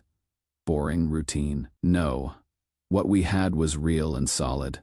And I was an idiot to trade it for something that was always going to burn out. I looked at this woman I had shared a bed with for 15 years, who had been planning her exit strategy while I was making dinner reservations for our anniversary. Show me the letter you wrote, I said. What letter? The goodbye letter on your laptop. The one dated for last Monday. She looked surprised that I had found it, then nodded slowly. I wrote several drafts. I was trying to find a way to explain why I was leaving without making you hate me. Did you ever consider just talking to me, telling me you were unhappy before you found someone else? I thought about it, but I was afraid you would try to fix things and I would lose my nerve. So instead, you spent 6 months planning to abandon our marriage. I know how it sounds. I know what I did was unforgivable. The divorce papers were served the following Tuesday. Claire didn't contest anything. With the evidence my lawyer had gathered, the financial records, the text messages, the witness statements, she didn't have much choice. Her career never recovered. The art world is smaller than people think, and word travels fast. She is working at a mid-tier gallery now, making a third of what she used to earn. Her dream of international art consulting died with the scandal. Sebastian lost everything. His house, his business partnerships, most of his liquid assets. Last I heard, he had moved to Denver and was trying to start over in a completely different industry. His ex-wife's legal team had a field day with the affair evidence and cleaned him out in the divorce settlement. I kept our house and most of our assets since Claire had been planning to abandon them anyway. She moved into a studio apartment across town, and we have barely spoken since the papers were signed. The hardest part wasn't the betrayal itself, but realizing how long I had been living with someone who was already gone. For 6 months, Claire had been sharing her real thoughts and feelings with another man, while giving me whatever was left over. I had wake up every morning next to someone who was planning to leave, making love to someone who was comparing me to someone else, eating dinner across from someone who was counting down the days until she could start her real life. Mike keeps asking if I am ready to start dating. I am not there yet. Still processing how someone can share your bed for 15 years while maintaining a completely separate emotional life. Work's been good though. Got promoted to senior director in March with a salary bump. Bought a new car last month. Finally redecorated the house with stuff I actually like, instead of Claire's minimalist